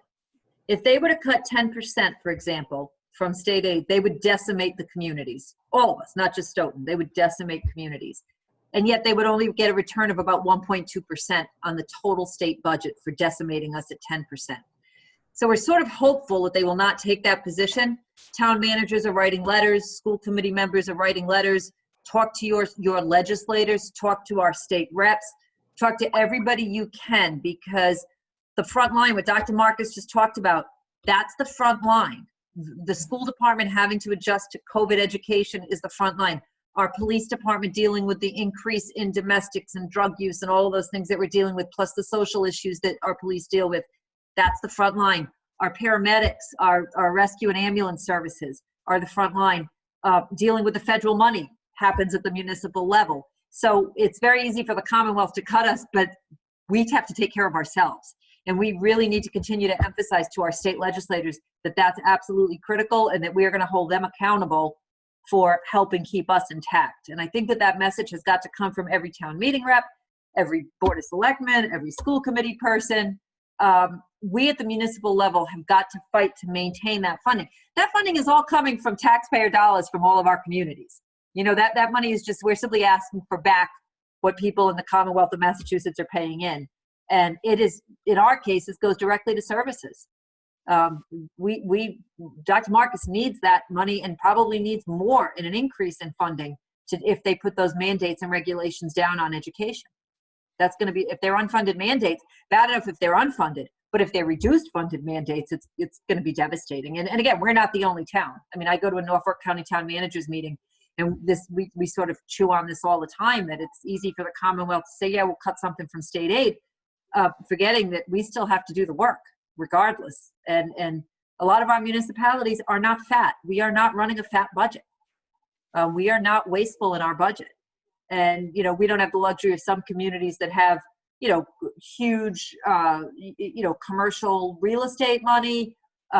We don't have the luxury of extraordinarily high property values and people who are paying, you know, we pay significant taxes, but we're not a wealthy community, but a lot of communities in Massachusetts are not. And we would all be crushed if they took 10% from us, really. And minimally, it saves them 1.2. Much of their money is in their health, their medical accounts, and right now those are actually sitting okay. They were concerned, I think, about capital interest gains with the stock market, but when the stock market dropped back to like 18,000, but it has had a significant rebound. So that shouldn't be too much of a panic considering how far up it was when we went into this. So we're hopeful that the Commonwealth can weather this a little bit. They have, I mean, their rainy day fund can weather this year. We're more concerned about next year for them. But really to save 1% on their budget to decimate the communities, I don't think is in the best interest of the state as well. So hi kitty cat. So mine's sitting there too, Charlene. So mine's usually at the FinCom meetings. That's kind of where we're at. How are excise taxes coming in? We're okay right now. Our rates aren't too bad. We extended out some payment schedules, so we'll know better after the 30th of June because we gave people a little latitude. But as I said, our hotel receipts, we had already made a full year's worth by the third quarter. We were short 90,000 on the total going into the fourth quarter for restaurant receipts, so we were ahead of schedule going in. We had a really good year going into it. And I'm really positive with hearing about what's coming up in planning that next year our fees for permitting and whatnot will be good. The other thing is, the other thing that's really positive is that in 2 months, in late March or early April, when things were shut down, we had 2 weeks, I should say, $25,000 in permit fees came in 2 weeks. People are spending money. They were stuck at home and they did home projects. So while we know that the economy is taking some hits, this isn't like the recession in 08 where the money all got sucked up and went to Wall Street. In many of these cases, the money's still sitting there. People just have nowhere to spend it. To our benefit, people spend it doing housing projects that yielded $25,000 in permits in 2 weeks. So there are these weird anomalies that we're seeing. On the flip side, I've got to put in a restriction on water usage because people are home every day and they're using so much water that they don't normally use during the day. So Stoughton water is being used.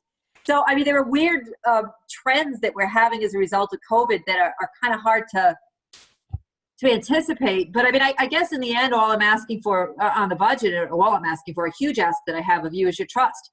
And it's an immense pressure really right now because there's no playbook on this. I cannot tell you that what I'm proposing is right. I'd be lying to you if I said to you, I am absolutely sure this is right. I don't believe anybody can tell you that because we have not had a pandemic since 1918, and we're a very different world from what we were. Back on excise taxes, do we get much from Amazon? Yeah, they had a tip agreement. I don't know specifically off the top what the numbers are. Excise taxes. Yeah, we get some from them, but I can find out for you what specifically we get from them. I mean, anytime we have a large corporation, it benefits us. But I can get some numbers for you on what we get in from them. Thank you. I have a question for Ed. Ed, where do we stand on how much do we have in outstanding back taxes and fees? Do you know offhand? Well, what are you calling back taxes? Like real estate taxes? Or Real estate taxes, fees, licensing fees, water fees. How much of this is outstanding? It's between, I think it's between like 2 and 4 million. What efforts are being, There's two components. There's the tax lien piece, and then there's the foreclosure piece. and what, So, all right, we've put liens on some of these properties, is that what you're saying?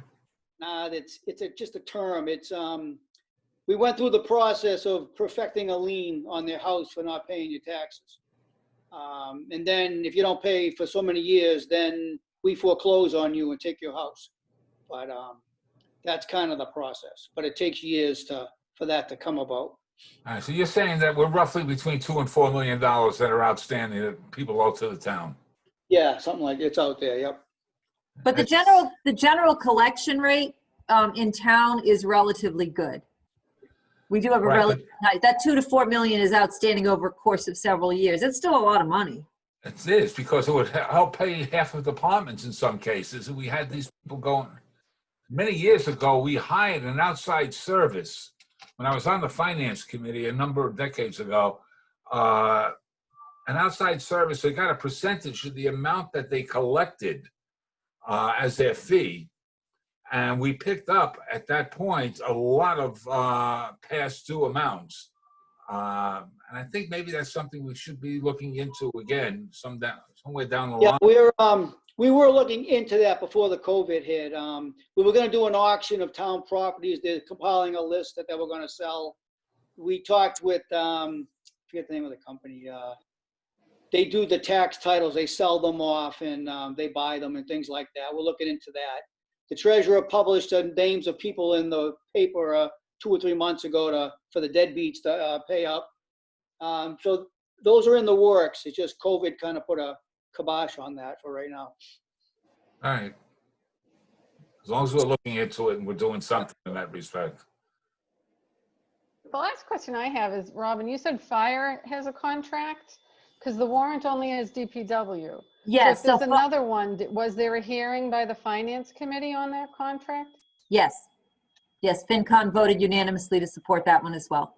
And will that be coming out, Ed, with the supplement? Yeah, it's part of the supplement that's supposed to go out. I have a PowerPoint on that if you want me to run through that real quick. It's up to everyone else. I mean, I don't mind, but you also going to give us the numbers, because there's no numbers in the warrant on what the cost of these contracts are? I can do that real quick if you'd like. Okay. Let me just pull up. I'll give you the bottom line on some of these. Here's the DPW. Well, actually, let me do the fire one because that's a larger budget in general. That's my fire in my way. The general coal is on fire. Again, they were not on the grid, if you will. They're currently on a 1.51 year. They agreed to a 2.0, a 1.15, and a 1.75. We eliminated the living and breathing, as Mr. Delinsky referenced it, checks at 5, 10, 15, 20, 25, and 30 years. Instead, there are outer steps, if you will, of 1%, 1.75% at 15 years, and then 3% at 25 years. So the biggest reward obviously goes to that person who's there 25, but there are less years that they're going to collect on that on the other end. The hazardous materials stipend was always sort of a bone of contention. It was put in there as sort of this bump on the base years ago.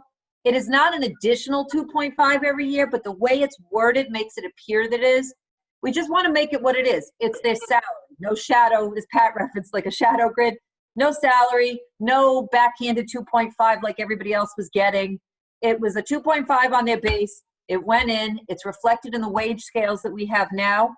We left breadcrumb language in there, however, so that it just simply says under hazardous material stipend that, you know, per this contract, this has been incorporated. So that down the road, when I'm not here and the fire chief's not here and all of you aren't here, nobody can say, gee, we want a hazardous material stipend. We don't have one.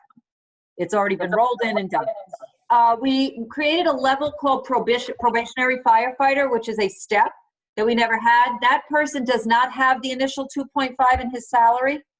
So he or she comes in at a base pay that's 2.5 less until they reach their probation. That's just to get a little bit of a commitment from them once they get through the academy, that they don't walk out on us, that they have something to look forward to, but we're not paying them up front. And They do not get a uniform allowance now in addition to the initial gear. They were getting both. They simply receive the initial gear. They won't get a uniform allowance until they've been in for the year and they're no longer probationary.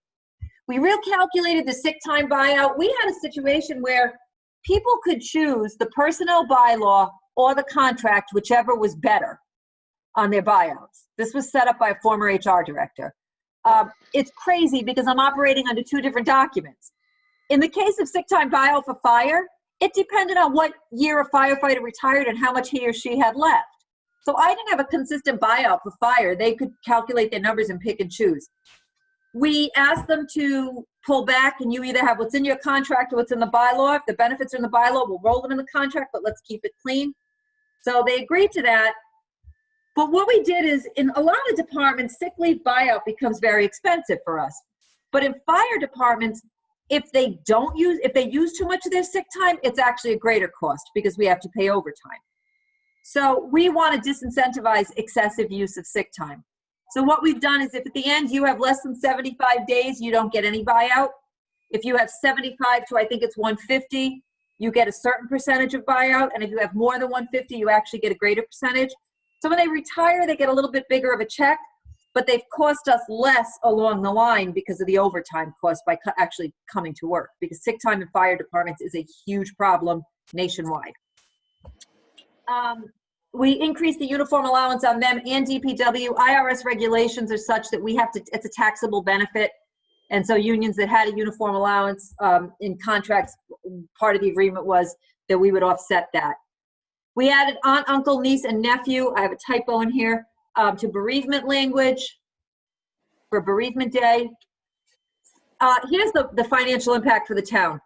From what we had proposed in 21 originally to what we actually have in this MOU, we save $100,000, just under $100,000 in the first year, compared to what we proposed in 21 had we continued to move forward with that 1.5 and that little budgeted amount in the line item for labor. When we added all of that up, we actually come out less because there were some give backs from the fire department in this. Primarily no 10-year longevity and no 20-year and no 30-year increase. That's part of the savings.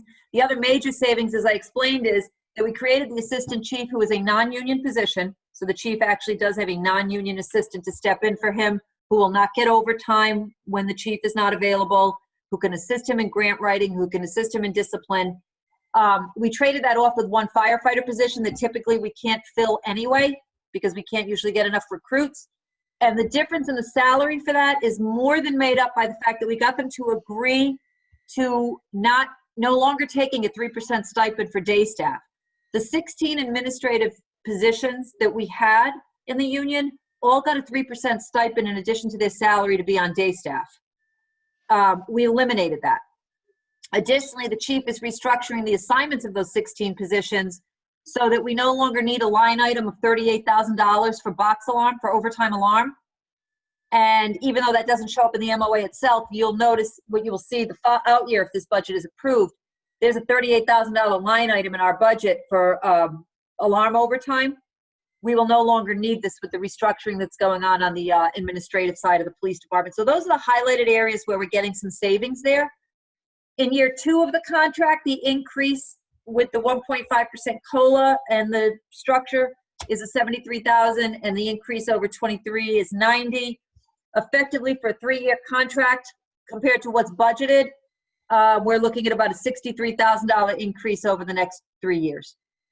I have to tell you, objectively, there are things in there I don't like. I mean, the biggest thing in there that's a big change philosophically is the manning was at 9, but we were always staffing at 11. When we added the second ambulance, we had to go to 11 because we can't staff the second ambulance without an 11-person crew. That was never codified. Now, unions love to have increased manning because if you go below, you have to pay overtime. The reality is we were never going below that anyway. So they wanted to codify that 11 to secure that we would always keep the second ambulance. To be honest with you, I don't like increasing manning in any contract, but in this case, we're not increasing it above the actual amount that we use anyway.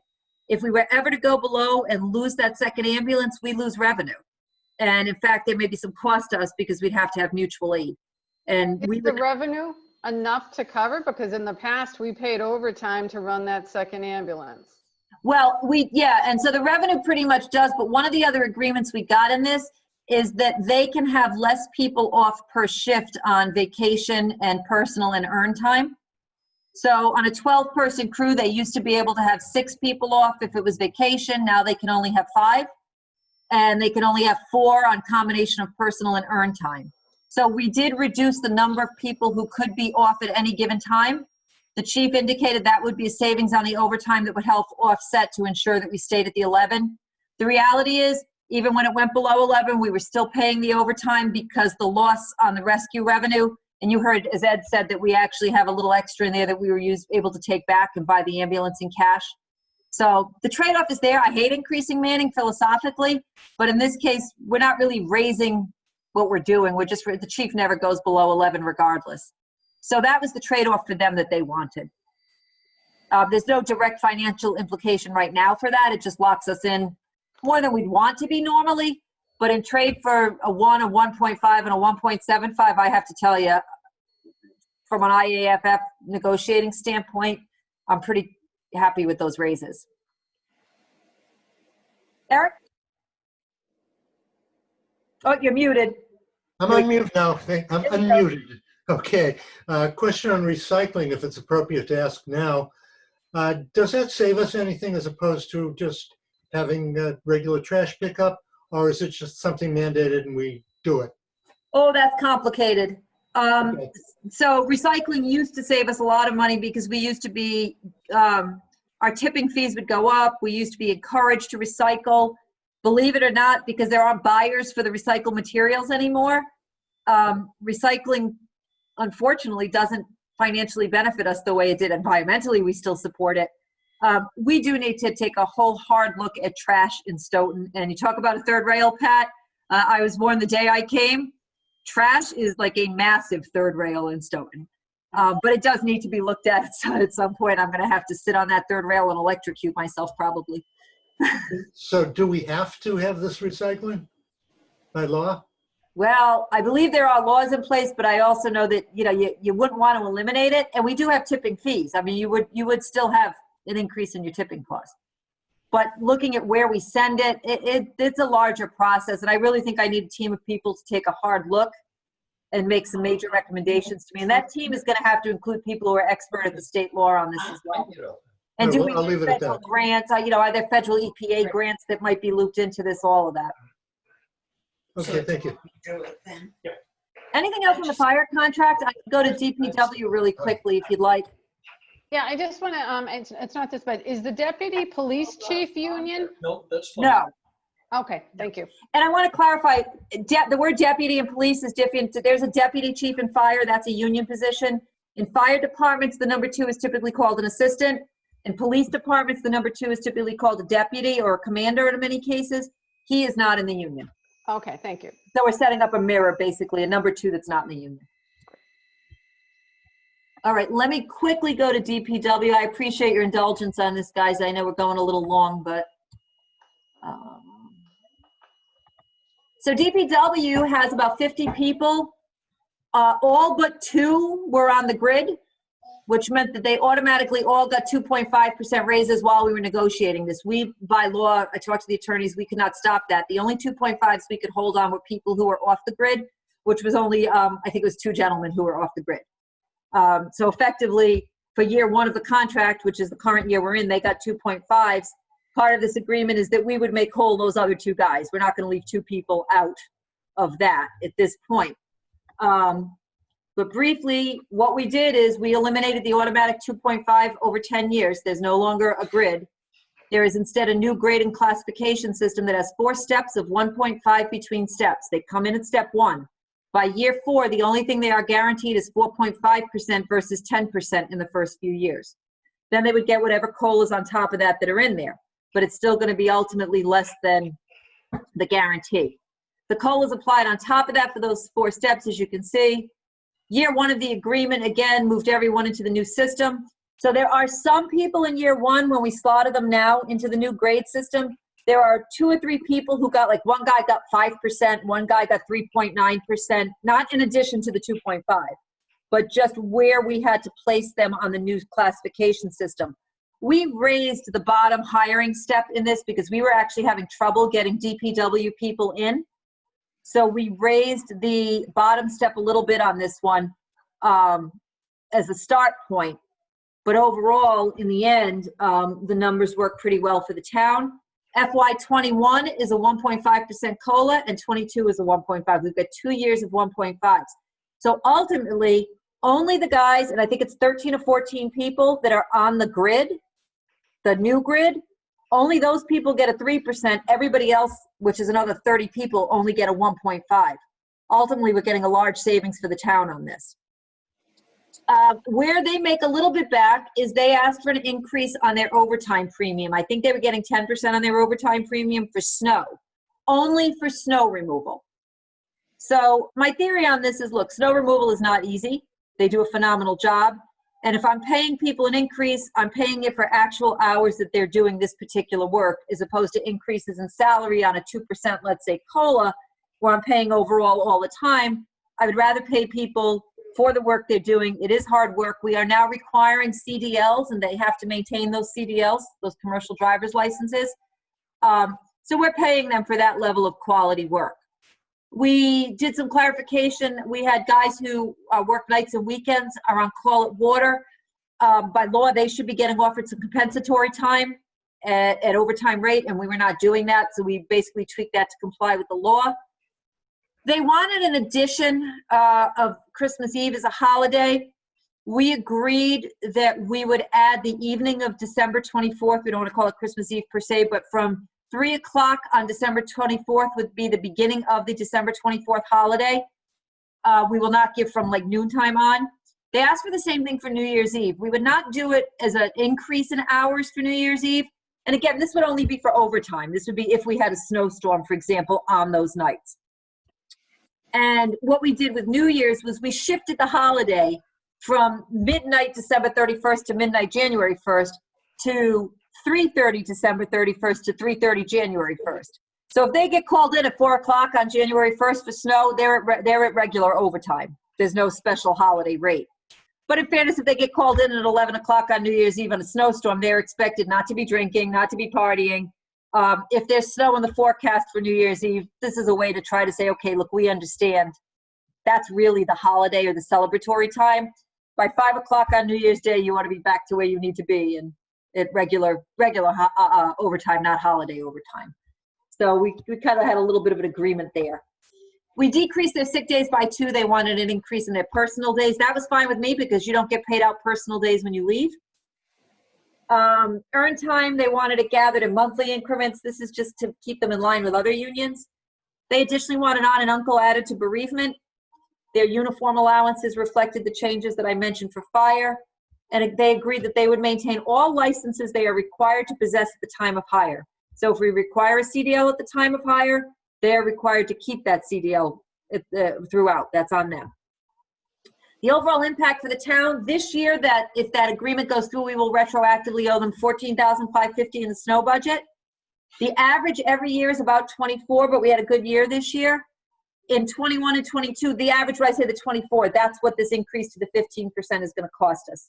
So on the average snow budget, that increase will cost us about $24,000 a year on average, but in a good year, like this year, it was $14,000. The salary impact is 0 for 20, as basically 2.5 was already budgeted for 48 out of the 50 people anyway. So there wasn't much of an impact. The increase is 8,000 in 21 and 11,000 in 22. So basically for the 3-year contract, there's an impact for us now of about $19,000 total for the 3-year contract. So that's their budget in a nutshell. I have to say both unions, both fire and DPW, were extraordinarily good to negotiate with. They're very reasonable. We looked at surrounding communities and what surrounding communities pay. We're actually closer in range than we were. We were below with starting salaries for DPW. We had been beginning to catch up with fire, and a lot of what we did with fire was an effort to support recruitment. We removed residency requirements and distance requirements. For them, what was more important was that we can put them through different academies. We can get recruits in sooner. That was a big thing for the fire chief that he wanted, so we could make sure that we had good people in. And we wanted to financially make these viable to recruit people to come into Stoughton. I have to tell you, we weren't getting many applications when we had highway positions open, laborers positions. And I was surprised we weren't getting the applications. And a part of it is that if we have to hire way down at that step 1 that was established 10 years ago, it creates a problem. So this is what we looked at doing. And again, I'm pretty pleased with the way both of these turned out. And I was very grateful that FinCom supported both of these unanimously. So I'm happy to answer questions on those if there are any. I know I've kept you guys forever here. All right. Is this still Wednesday? I'm not sure. I don't know. I don't know what day it is. You know, we work every other day from home and from work. And I half the days that I work from home, I don't know when the day starts and when it ends. Robin, let me just say this. I think you've done an excellent job in explaining what's going on, and I really appreciate the time and effort you put in. Thank you. I was going to say that too. It's based on everything I've been hearing. It's a tremendous improvement over what we've used to have. So thank you. I appreciate that. I really love the town. I love my job, and the challenges in municipal government are what they are, and we'll just get through them. And you know, like I said, I wish that I could be more confident and direct and say, I am absolutely sure this budget's going to work. But I'd be lying to you with COVID if I said that. But as I said, I don't think anybody can tell you that right now, because none of us have, there's no playbook. There's no playbook. I can tell you the closest I've been through this was in 2009, as I said, when I had a budget, when I walked into a job in a mayor's office. He got elected. 2 days later, the governor cut us $7 million in January to make up in 6 months. So that's sort of the closest I've been through this type of a situation with potential dramatic reductions in a budget. But I appreciate the support. This town's been just tremendous to me and very welcoming. Can we hear the Both music ways. that Elizabeth is listening to? I know, man. She's having a good time there. She's dancing. Oh, she turned over video, man. Elizabeth. Oh. She must be exercising. I'm surprised you're not hearing my rooster crow in the background of my cows. I'm like, every time the rooster crows, I think, oh no. And I apologize for Felix coming in on the meeting. No, No, we love it. We love it. My cat sat in on most of the FinCom meetings. He sort of became a mascot of FinCom. So they would ask me at night, does he have the night off when they didn't see him? So the challenges of working from home, I got the dogs barking, and that's okay. But she is, man, Elizabeth's got it going on. I'm shopping at Costco now. I left my house and now I'm shopping at Costco. Walking with the cart. That's great. See how much you can get done remotely. Look at the beauty of technology. Yeah. Can I just add, I am returning to town meeting after a long absence, and I also was just very impressed with that presentation of the budget. Just really impressed, Robin. I'm looking forward to meeting with you. Thanks, Ms. Barbara. Anytime as we start opening back up, I'd love to have people come back up into town hall. We'll be opening by appointment, hopefully very soon. And I'm happy to meet anybody, anytime, anywhere. We can outdoor dine again. I'll meet you for coffee. So, If we ever get to do that stuff again. well, you know what? If you want to drive, if they'll allow you to drive into Rhode Island, and the governor of Rhode Island will not let you quarantine, I'd love to. Like, I could hold town meeting on the farm. We could socially distance. I spent my tax dollars in Newport 2 weekends ago, so yes, I was aware.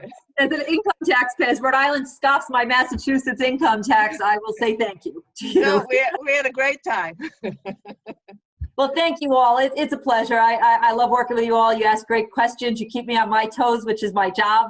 And that's a good thing. Accountability is critical. And just my own personal philosophy, just the way I grew up, every tax dollar that we take from all of you, we have an enormous responsibility with. I don't care if it's $1, $10, or $5,000 or $10,000. That comes, not to be corny, but that comes from how I was raised. My dad worked hard for everything and instilled that in us. So I really do appreciate the town, and I love this town. I love the involvement. I love how active you all are, and an incredibly intelligent group of people that understand municipal finance and understand that I have to spend money. I mean, sometimes you have people on finance committees and in groups like town meeting that every time you say you're spending or the contract's going to have a raise in it, well, why are we doing that? Well, that's unfortunately, you know, if we didn't have to spend anything, that'd be great, but we have services to provide. And so I appreciate the degree of thoughtfulness that goes into the questions that this town meeting has. And it's just a great group of people. I appreciated the visual of your presentation and the PowerPoint. I have a hard time understanding all the printed matter and the grids, we'll call it the grids, the layouts. I'm like, oh my God, I need to hear. So thank you. Yeah, and you know, this whole Zoom thing and doing this virtually almost put me in the position to have to do this. Last year, I did not have a PowerPoint for the budget presentation on the floor. And one of the things that's come out of this is that even if we go back to normal last year, which I hope we do, because I like to see people in person, I think I will continue to do PowerPoints. I tend not to always do them. And, you know, your comment absolutely, you know, solidifies the fact that I need to keep going that route. So thank you. Thank you.